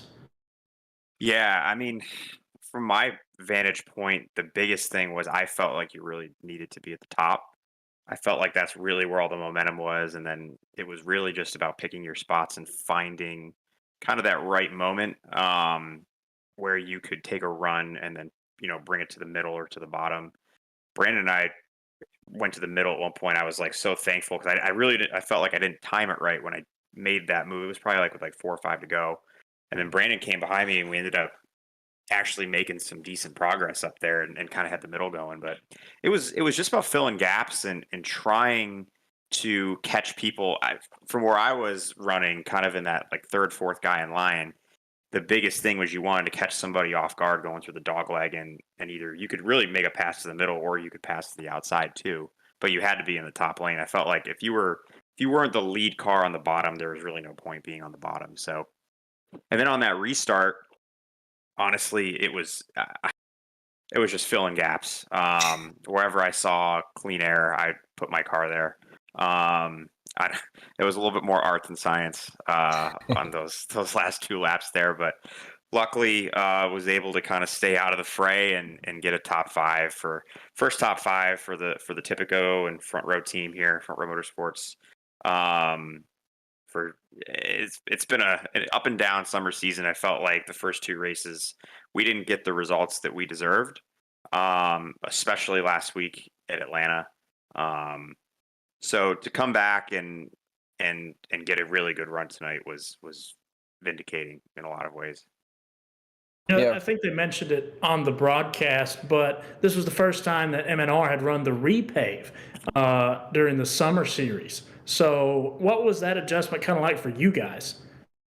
It from the league perspective, I thought it went significantly better than I frankly was anticipating. I've done a lot of races on the new surface on iRacing and in official races, and it's probably pound for pound the messiest combination that there is on the game right now. Not necessarily the next gen, but any of the big 3 stock cars on New Atlanta right now is just it's so tight. The transitions into and out of the corners can be really wonky on like old tires, and it just there's a lot of chaos. At the end of the day, with between net code and a lot of other factors that don't really exist in real life, there's just a lot of things that make the Atlanta track really sketchy. But on the other side, it's a really skillful version of restrictor plate or a super speedway racing, I should say. Because you do have to fight handling, you do have to fight kind of some balance issues. The car doesn't just handle perfectly all the way around the racetrack. And that makes it fun. And, I just didn't quite know what to expect. After the first race on the super speedway side of the schedule at Daytona, it was just really messy, and guys were driving way over their heads. And I don't know if it was, the reduction of the fast repairs or maybe guys fighting balance issues, if that made guys kind of not as aggressive. But I felt like this was a really, really well contested race by everybody in the field. And aside from some wrecks which are just inevitable when you have a field this big in sim racing, I thought that was about as good as the race was going to go. From kind of like a macro way of looking at it for the league. Yeah, definitely. Matt, talk about, I know we talked about it a little bit off camera. That move with, like you said, 5 to go. Were your tires kind of hurting there? Because I know mine were. I know we were kind of pushing it. We had a long run there. I think that might have been our longest run of the race. How much? Yeah. How much were you fighting it there? Because I know for me, even on the top, it was pretty difficult to hold it there. I was having to lift a little bit, and I was about 3/4 throttle there on the top side. And I just saw them on the bottom. They were all just pushing up. But talk about the struggle there in the middle with the cars on the outside. I mean, I know it was pretty difficult out there. I know that. Yeah, I mean, that's exactly what I mean, in terms of guys fighting balance issues kind of middle, late in the run. And to your point, yes, that was the longest green flag run that we had of the night. And not only that, guys were abusing their tires. I mean, like, nobody was giving an inch at that point. Like, everyone's trying to find a hole, especially the guys that were running on the low lane. I noticed it especially after I ran the low lane for a few laps and I came back to the top. I mean, I was getting really tight on exit. There was a few where I almost knocked the wall down and had to breathe it on exit. So what I was doing, I was actually full throttle through parts of the corner, but I was breathing it just to kind of make sure the car was continuing to set through the corner, and so that I wasn't like losing the nose. I was having to do that more and more each lap for the last 15 laps, I would say, of the race. And I had actually felt like I had maybe pushed my tires too far. And then later in that run, it actually felt like everybody was kind of starting to having to breathe it. And it was good in terms of creating holes, because every time someone would kind of not set the corner up just the right way, it would open up an opportunity for the guy behind to make a run and either deke to the outside, deke to the inside, and create something. And that was exactly what happened. I think it was Mario that was right ahead of me. Yeah. And he just kind of barely cracked the throttle on exit, and I had set the corner up just right. And I'm like, I may as well try this at that point. And You almost made it work, I tell you. Yeah, I almost made it work. It just the thing with this package is that in order for a third lane to form, you really need a lot more space, and that's just not going to be there at Atlanta. But it does make it really fun if you kind of enjoy the nuances of super speedway racing. Like, the most fun I had tonight was like trying to find ways to get to the outside of people in the dogleg or to the inside and then making it stick. And I was able to probably make 5 or 6 passes work, and picking my way, like continuing to go through the outside lane. That was super fun. And you could do that at Daytona too. And it's a blast when you can do it there. But I don't know. I like the fact that it drives a little bit like, pre-repaved July Daytona. For those that remember those days, I guess I'm old enough to remember it now. Which is kind of sad, but yeah, it was a lot of fun, and I think anytime you get balance issues in super speedway racing, it makes for a better show and puts it more in the hands of the drivers. Yeah. Talk about next week now. We got Gen 4 at Chicago. Our first race went pretty smooth, I would say, at Charlotte. Couple of mishaps, obviously, as we always have in these races. But talk about your confidence level, what you think we're going to see. What are you feeling going into that race? I think the first thing to say is just the Gen 4 car is the most fun car on the iRacing service right now. There you go. Another one that says that. I don't think I was you're going to say that seems to be the trend. Yeah, I mean, I don't think you're going to find too many people that disagree with that. I mean, between all the horsepower and then just how drivable the car is, and you get a lot of fall off, it's just a lot of fun. And you can really get people aero loose. Like, there's just like a lot of like little things that just make that car so fun to drive. So I think just selfishly as a driver, I'm really looking forward. I think Chicagoland's a great track. I think it races really well in the game. We've in Monday Night Racing, we've had some really, really good races at Chicago. We've run the truck series there a few times and have had good performances. I've had good races in that combination. So I feel pretty confident in the Gen 4. I picked that car up a little bit later than some did. I was just taking a little bit of a hiatus from the game when that car came out, and I would say the last like 2 months or so, kind of leading into the series. I don't even remember exactly like when it came out, but I've been getting caught up and trying to do some official races with it, which has been a lot of fun. So I think you're probably going to see a pretty similar race to Charlotte. I would imagine probably going to be hotter temperatures, not going to have, kind of all that grip that we had courtesy of the night racing at Charlotte. So I think some of it will depend on what race control ends up deciding in terms of the day, time, and temperature, which I think will really impact kind of how the car drives and everything. But, I felt like it was a really competitive race, and the car is just hard enough to drive. I don't necessarily think it's all that hard of a car to drive. It's fun to drive, and I think there's a lot of elements of it that are very much in the driver's hands, but I don't think it's like so like out of control, difficult to drive where you get tons of cautions and guys can't keep their car underneath them. So the car's drivable, and I think that makes for a good show, but there's still like a really big skill ceiling with it, and I think the best guys are going to be able to make a lot of passes and drive right to the front. So I think you put all that together, and it's going to be a great show. Yeah, definitely. Yeah, but I will say this. If anybody's driven the truck or seen the truck races at Chicago, you probably noticed that, you guys aren't lifting a lot. You're probably mostly full throttle at Chicago in the trucks. If anybody's expecting that next week, you're going to be surprised. You're going to be in for a rude awakening because those cars are not easy to drive on that track. I personally haven't yet, but I do know on those worn out tracks, the Gen 4 is probably the best car on iRacing. Like I was talking about before, they just had the Gen 4 series at Old Atlanta, and that was just a blast. So I would expect that to be very similar. But we thank you for coming on the show, Matt. Congrats on the great finish tonight, a great race, and we look forward to next week. No, appreciate it, guys. It's good to get the Tipico Sportsbook car finally a good top 5 finish on the season. So for anyone at home, go if you're in a legal betting state, New Jersey, Ohio, Iowa, or Colorado, go ahead, download Tipico Sportsbook and have yourself a little fun. But yeah, this is great, and I appreciate you guys having me on. Yeah, of course. Thanks, Matt. Yep. That was Matt Stolnick, P4 tonight. Almost helped me to a top 3. That close.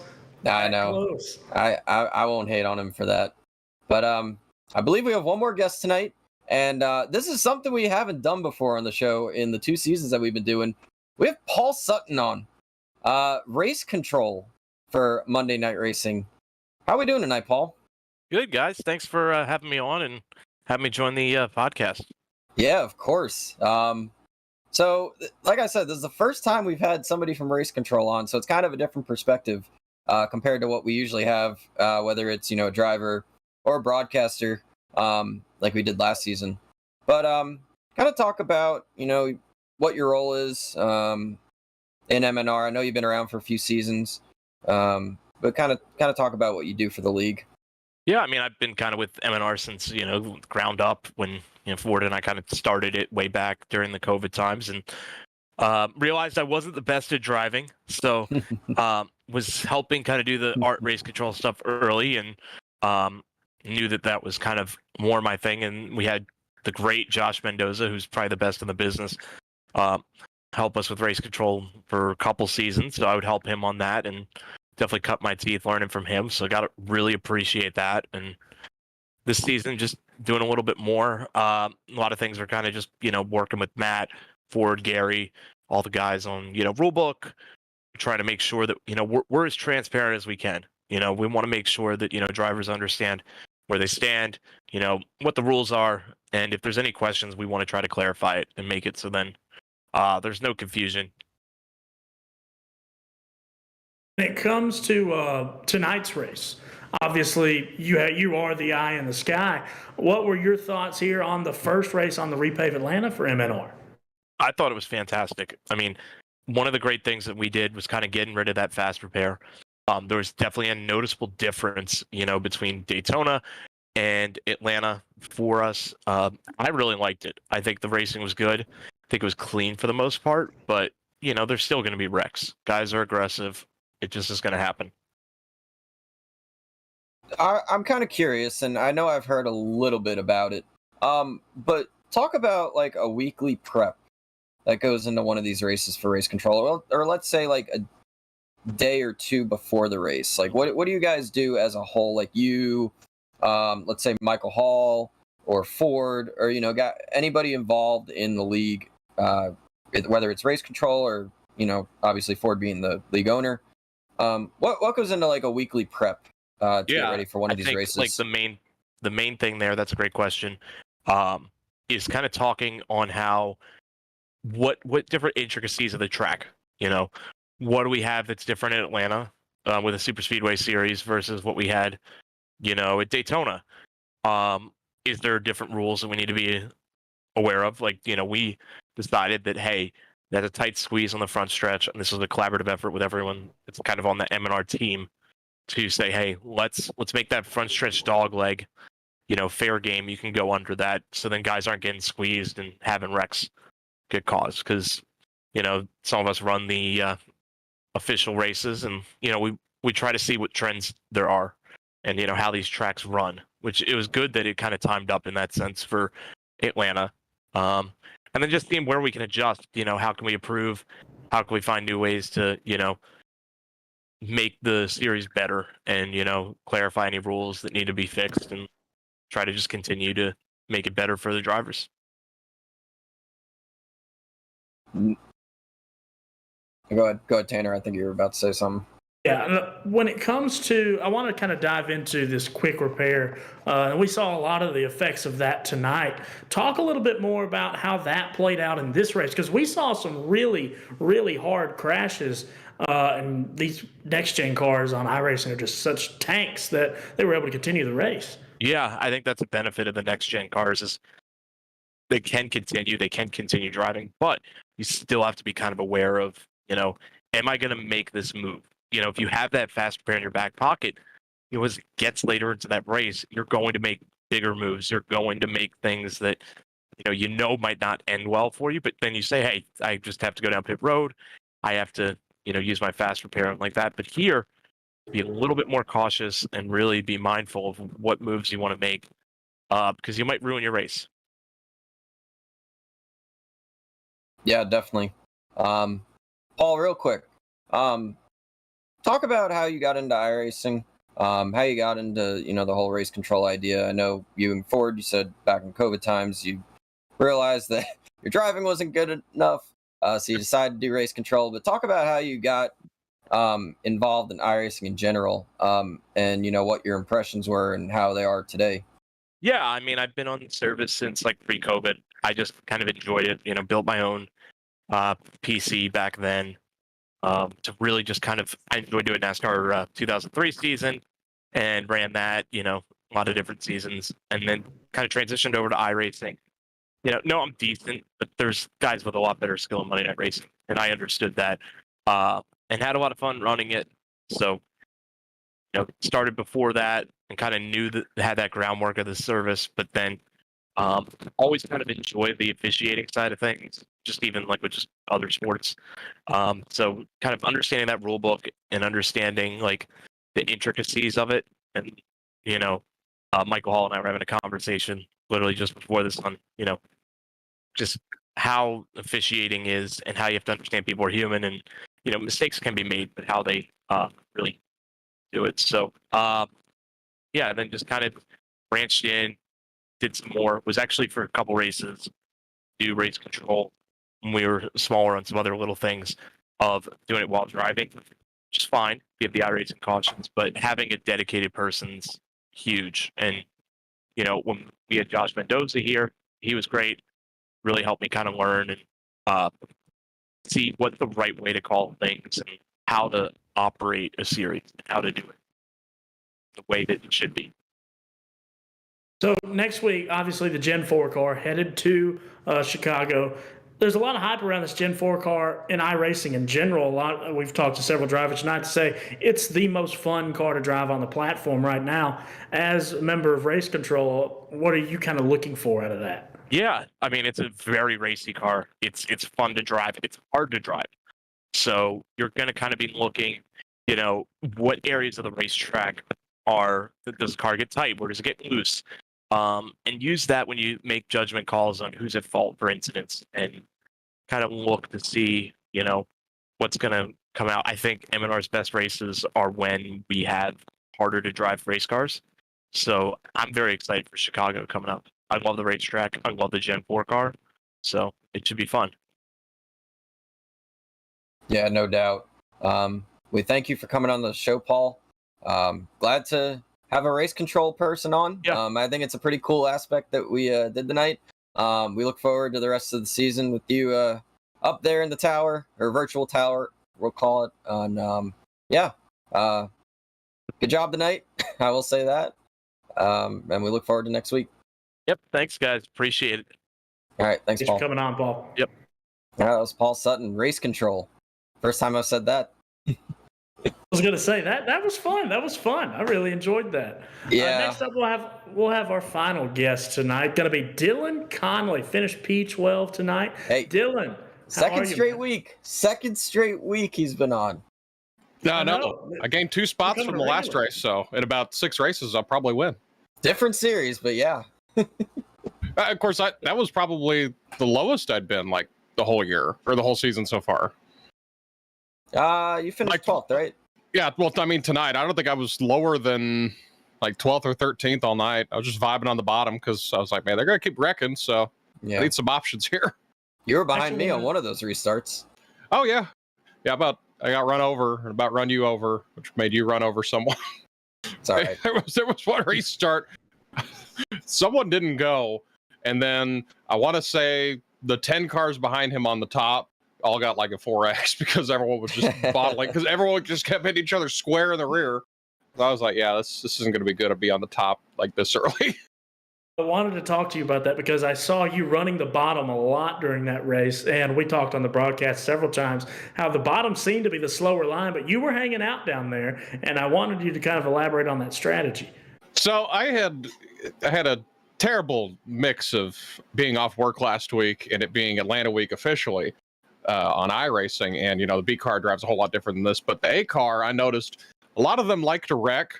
I know a lot of these guys like to wreck, but if you run the top for too long, you get really tight and you get to start having cars get in the wall. So I was like, I'm just going to hang on the bottom till we get to like lap 100, lap 110. And I'm like, you know what? I'll just go wherever. If I want to go to the top, I can go to the top. I want to go to the bottom. Plus, it was also for wreck avoidance. There were like the first 3 or 4 wrecks were either the car behind me or I was next to it. So I was like, yeah, this is, if I had been on the top, I think there was that wreck that Presley had caused. If I had not been on the bottom, I would have been in that. So yeah, that's but it was just a strategy. You can't have a shot to win if you don't get there, because there were a lot of guys that messed their race up because they were getting too aggressive or they got caught in the top and then something happened. So that was the only reason for that, because I knew like, yeah, this line's going to suck, but at least I'll make it to like, I'll at least see the checkered flag close to the front. But yeah, no, for sure. I know my mindset tonight was to run up front. I wanted to run the top a lot. I didn't know how it was going to shred the tires, honestly, because I was thinking about that going into the race. I was like, which line might be better for the tires? Because I knew at some point tire wear was going to come into play. I felt like maybe the bottom, even though sometimes it might be worse for that right front. I don't know what you were feeling there, because we did have our longest green flag run there until we got that caution with like 5 to go or whatever. It wasn't. Sorry. No, you're good. But what were you feeling out there? Because I know my car was, and I was talking to a couple people, but they were plowing tight. I don't know what you were feeling there in the pack. Well, I knew the wear wasn't bad, that's why I stayed out. I think Fern took tires with like 4 or 5 to go or whatever that caution was. But I knew since they cooled down, the reason that the car starts to handle bad is if you start swerving a lot, you start changing lanes, because my tires were only, I checked at the end of the race, they were at like 95 and they were like 60 lap old tires. But it's just all about heat buildup. And I knew as soon as they got cooled down, I was like, okay, we'll have more grip, because there's a lot of grip in the racetrack anyway because of how hot it was. But that's just, I knew the wear wasn't gonna be bad. I knew if there was like 20 to go when we restarted, I was gonna take tires. But since it was 5 to go, I didn't think it was, ideal to take them. But I look back on it now, I wish I had, because I was sitting like 7th on the white flag, and then I ended up 12th just because I had no grip at the end, because I got forced out of line by Dale, who went below the red line. But I was playing chicken with him. I said even on my stream, I'm like, yeah, he's not coming back up. He's going to either have to wreck us or back out, because they said we could go below the dog legs in the on the front stretch. Well, he didn't find anywhere to merge. He had no help with him. So I'm like, yeah, he's not coming back up. I'm not rewarding this. If it's like lap 40, yeah, probably, whatever. But yeah, so that's how I went from possibly having a top 5 to having a 12th. Yeah, finished 12th. So it's just how it is with the tire wear everywhere. It's the only super speedway where tires really matter. Now, the only other one I think I'll have to see how it does at Legacy Daytona in a couple weeks, but it should race about the same, I think. We've been told from the director upstairs that we've got to ask you about something. Give us a little tour of the wheel we've got there. Of the wheel? Oh, right here. Equipment there. It's a Driving Force GT. This wheel is older than most people on iRacing. Yeah, there we go. It was fresh out of the box in 2007. I even have. Let's see if I have the Gran Turismo I got with it. It's probably somewhere. Oh, you got the GT5 with it then? Oh yeah, it was the. Oh. It was 2007 that I got it. I think. Oh, so it was probably GT4. Yeah, because it was still this is the PS3 wheel. It's still where I have the original pedal stool. There's a little corner chipped off of the the gas pedal, but it's like the top right corner because it brushed up against like it brushed up against like the paneling on my house. So you're using the plastic pedals? Yeah, same pedals I've had Oh for my goodness, God like bless 12, you. like 12, 13. Wheeling it to P12 with the plastic pedals. I also had P14 last week at a difficult track, or last time we raced. I'm amazed. Listen, I got a story. I used that exact combo back in 2013. I made pro on that exact combo, as well as a computer that was from 2005. Now I made it in 2013, so I was running minimum graphics and that exact Driving Force GT with those plastic pedals, and I knew immediately. I got for Christmas that year I got a G27, but it's a good wheel. I will say that from firsthand experience. It is a very good wheel. And the fact that you had a brand new in 07, you said? It was something like it was whenever GT3 came out. Okay. So yeah. Because you had the deal, it was like $100 wheel by itself, but you could also, for like $140, you could get GT4 with it. Or GT3, which I think was GT3. And Yeah, I I got it brand new. So I was like, forget sure. when that was. Yeah. I know I used mine. I used to use mine on the PlayStation 3. And that was back in the NASCAR 09 days when I first got that wheel. So, it's very good. I mean, it gets the job done. I mean, I'm not trying to go pro, and this is just a hobby, and I just do this for fun, and I stream for fun. So it's like, there's no point in dumping $500-$600 for something I don't need yet. Now, I mean, if it gives out, I'm like, okay, I'll just order something new, but that's just how I see it.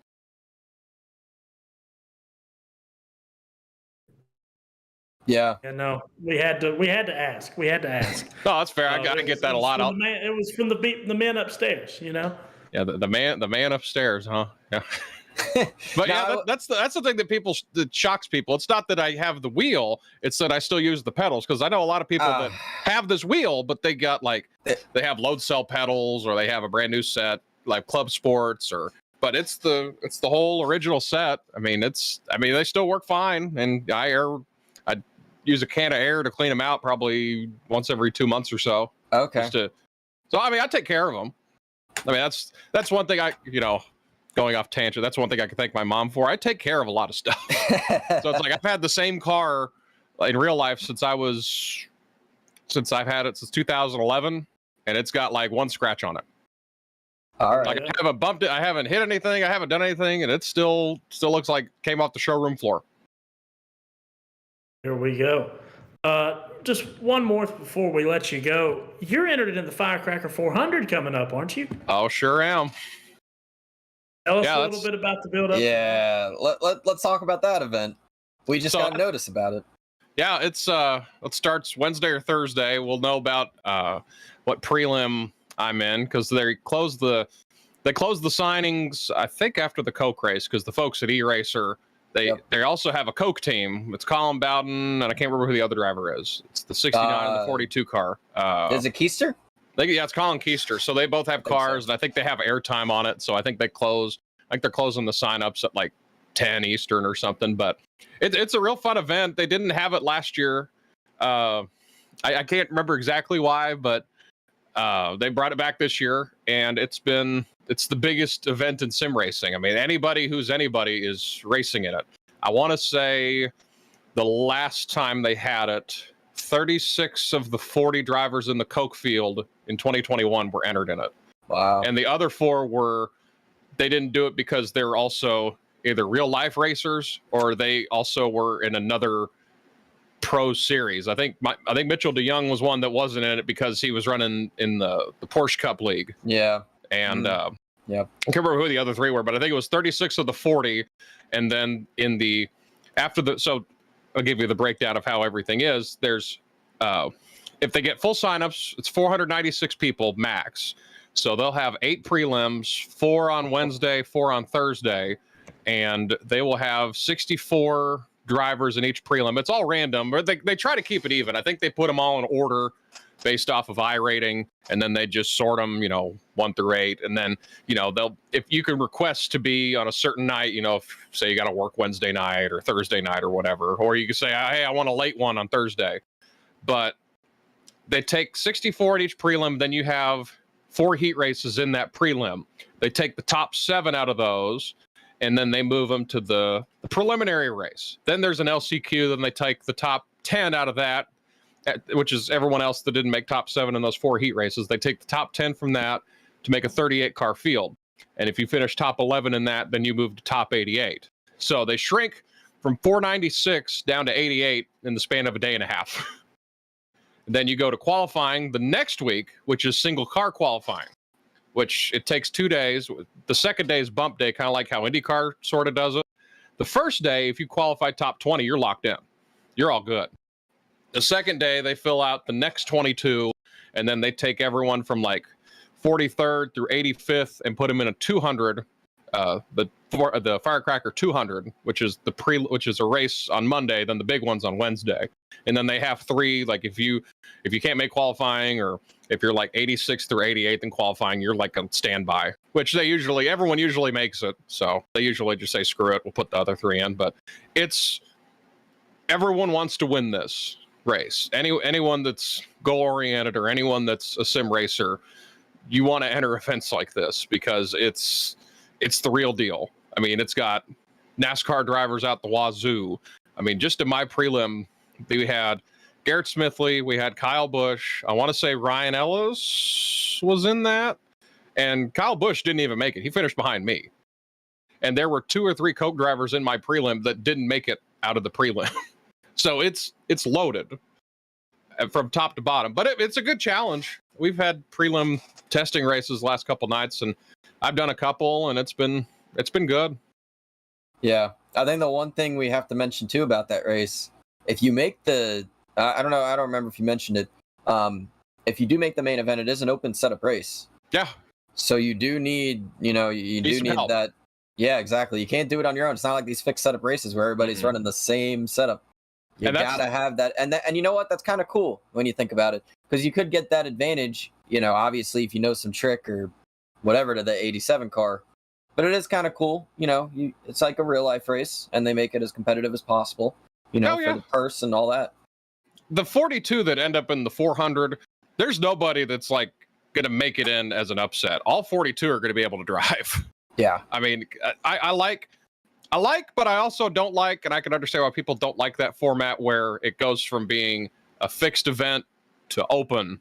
I mean, I've heard a lot of people say, well, can't it just all be fixed, or can't it just all be open? Because I think because if you've ever driven, let's say, a fixed, and then you've driven an A open, it can drive like 2 different cars. A fixed and an open car can drive like 2 different things, because the fixed car is going to be more tuned to be more suitable for everybody, regardless of skill level. Meanwhile, an open car, you can tune that and say, hey, let's make this, way looser, or, change some stuff in the shocks to where it handles better through a certain corner. So that's where, I mean, you'll see some crazy stuff. I mean, the spoiler on the setup now is about like this, and you can actually see it physically change, but you'll see guys in the qualifying, it'll be like this on the back of the car. And it's because they did it to make it tighter, because you'll have more downforce on the back end of the car. Yeah. And it looks like, because I like that they actually show it, because it's kind of the same thing that they do with like the wing sprint cars. You'll literally see it like laying flat on the back of the car. Yep. And you'll see some incredible lap times. I want to say that the top 10 were separated by less than a tenth, and then it'll kind of spread out a little bit. Now you'll see people wreck in qualifying. That's very rare to see people wreck in qualifying. Oh yeah. Just because they're trying to get every 100th of a second that they can, because 100th of a second could be the difference between, making the 200 or the 400. Yeah, definitely. And the track's so abrasive. It's bumpy Daytona. It's not like it's an easy track anyway. No, not at all. And especially those cars. I mean, if you've ever driven the 87, I know I have. It's difficult. If you think a Gen 4 is difficult, if you drive an 87 on one of those super speedways, it's not easy. Like, I'm not gonna say anybody can't do it, but to make that race, it's gonna be the best of the best. Yeah. I think I'm okay. I mean, I'll have to work to just even make it top 11 in my race, because you think, oh, just top 11, that's not that hard, and then you realize, you look at the field and you got 10 guys that race on Tuesday nights, and then you got 3 NASCAR drivers on the field too. So that's like, oh crap, I might not even get top 20. It's so good that Dale Jr. promotes it. Yeah. So you know that it's a good race. So I mean, there's a lot of drivers that promoted. Tommy Joe Martins, I mean, he was a sponsor of mine the last race, and of course the Alpha Prime folks have been real good to me. I'm trying to think of other drivers. Parker Kligerman and Landon Castle on the broadcast crew. I mean, Kyle Busch races in it. Corey Himes racing in it. I mean, there's a whole Parker Retzlaff's racing in it. I'm trying to think who else, but there's a whole like mound of people that race in real life that are also supporting this, and it's cool to see, because very rare. Like, iRacing's cool because you could race with like actual NASCAR drivers. You might, if you play like Madden or something, you might play against someone in the NFL, but it's different because if you're just better at the controls, then you can beat them. Like, if I play Tom Brady in Madden, I could probably beat him just because I know how to handle a gaming controller better than he can. But that's what's great about sim racing. It's the closest counterpart to the real sport that there is, outside of maybe Wii bowling. But yeah, come on. Let's not hate on Wii bowling. I'm not hating on it, because you actually got a same arm motion and everything. I mean, it's not, you're not using a ball, but I mean, but this is why it's so good to have a service like, regardless of what racing video game you have, because you got both your pedals, you got the steering wheel. The only thing that's different is there's no threat of bodily injury, like big bodily injury if you crash. Well, if you have a motion sim.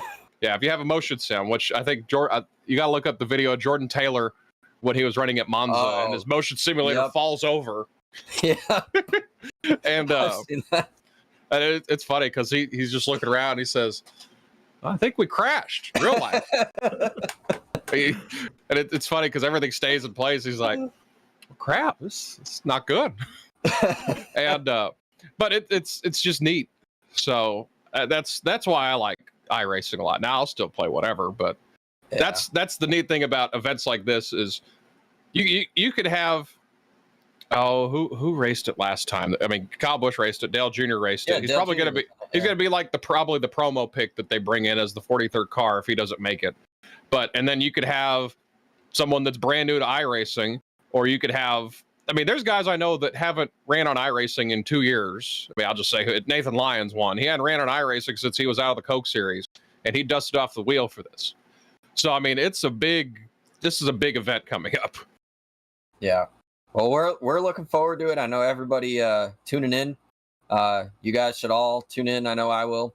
I might even. I don't know. Are signups closed? They close tomorrow, I believe. I mean, it's crazy how much advertising they're doing, because if you use the UI, the first thing that pops up is Firecracker 400 signups. Well, there you go. That's when you know it's a big deal. Yeah, I mean, because iRacing doesn't just do that for anybody. I mean, it's big. It's a huge deal. Well, we're looking forward to it, Dylan. Congratulations on the very solid run tonight, P12. Creeping up the leaderboard there. So, you're that much closer to a top 10. We look forward to that. I said about 6 races I'll probably win at this rate. So. Hey, it's an 8 races between the two, so you got time. It's plenty of time. Yeah. But good run tonight. Thanks for joining us again. Always a pleasure having you. You bet. And we'll see you next week. You bet. Oh, I want to say thank you, Gavin Newton, painting my car. He's taking commissions. He's an ARCA painter, everyone. So thank him. Ford Martin, everyone in charge here. Podium Esports doing the race. Thank everyone. I probably missed someone, but they know I mean thank you. So. All right. Well, you got enough. So thanks, Dylan. We appreciate it. And that's he's a character, I'll tell you that. He is. The fact that he's about to run the Firecracker with plastic pedals is probably the best thing I've ever heard. I from personal experience, I can tell you it's not easy. It's not gonna be. It's not fun. I'll tell you that. On the screen though, we're gonna look at a wreck. I wasn't too happy at this point. I'll say that. I didn't figure. And this was what I was talking about earlier. Yeah. Yeah, I was pretty pissed off. I'm not gonna lie. I don't even know what happened. Now that I see a replay, I see what happened. Nick looks like he got driven through. But yeah, that's what put me behind the 8 ball. That's what allowed me to say, all right, I'm not taking any prisoners. I'm gonna drive up the middle. I'm gonna try to go to the front. And yeah, you can see he just, oh man. All right, that's the first time I'm seeing that. I mean, I just had nowhere to go. I'm on the brakes at this point. I thought, so here's the funny thing. I thought the caution came out at this point. That's why I'm going so slow for a while. Because I'm like, all right, caution's out. I was about to ask, were you surprised that there wasn't a caution? Because I was 100%. I literally wasn't paying attention. I was so mad. I was just holding the wheel, and I'm just like, I got wrecked. I got to see what my damage is. I'm going to come down, get tires, whatever. And then I look up, and I'm like, wait a minute. What's going on? Why are people passing me? And then it doesn't say let people by or anything. I'm like, oh, the caution's not out. I'm like, I got to actually go. Gotta go. Forget looking at the damage. We got to get to the center line. We got to push. I was like, oh, I probably lost an additional 5 seconds after that. And I saw the leader on my leaderboard. They were like probably 13 seconds behind me. And I'm like, well, I don't get a caution. I got no draft. I got no help. I'm like, I got a race for a lucky dog, I guess, the whole race. But yeah, I mean, at this, I barely, as you can see me there. I slammed the brakes and I'm on the brakes there. I only had 20 seconds of damage, like I said. I'm lucky the 6 didn't run into the back of me. Oh, poor Matt. Oh, I didn't even know that happened to him. Yeah, but Matt got collected in the back of it. Yeah, but yeah, like I said, I didn't know the caution came out. But like I said, in the end, it might have been lucky because they did wreck shortly after that with Presley and I don't know who else wrecked in that. So it was a blessing in disguise. I caught the caution, got the tires, got the damage repaired, got back to the front, stayed there. Unfortunately, didn't come up with a great finish, but it happened. Didn't come up with a bad finish. No, but I set very high expectations for myself on this sim. So, but hey, what are you going to do? There's always next week, or in my case, there's 2 weeks, but Oh, in your case, there's 2 weeks. In everybody else's case, a lot of others' cases, next it's 1 week. Yeah, next week. There will also be a next week for the front stretch post-race show, but our time this week is coming to a close. Want to thank everybody for having me tonight, filling in for the always entertaining Michael Massey. Hopefully, we filled some pretty large shoes. Yeah, no, you were good, Tanner. Appreciate it. No, this was fun. Always a good time doing this. Thanks to everybody at Podium, as always. Always a fun time. Yeah, great people. But yeah, we had fun. But anyway, we hope you guys all enjoyed the Front Stretch post-race show. Check us out on frontstretch.com.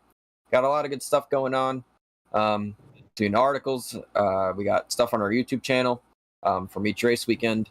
Various other things. So check us out. But anyway. Absolutely. Yeah. So that's Tanner Marlar. I'm Brandon Hoff. Signing off. See you guys next week.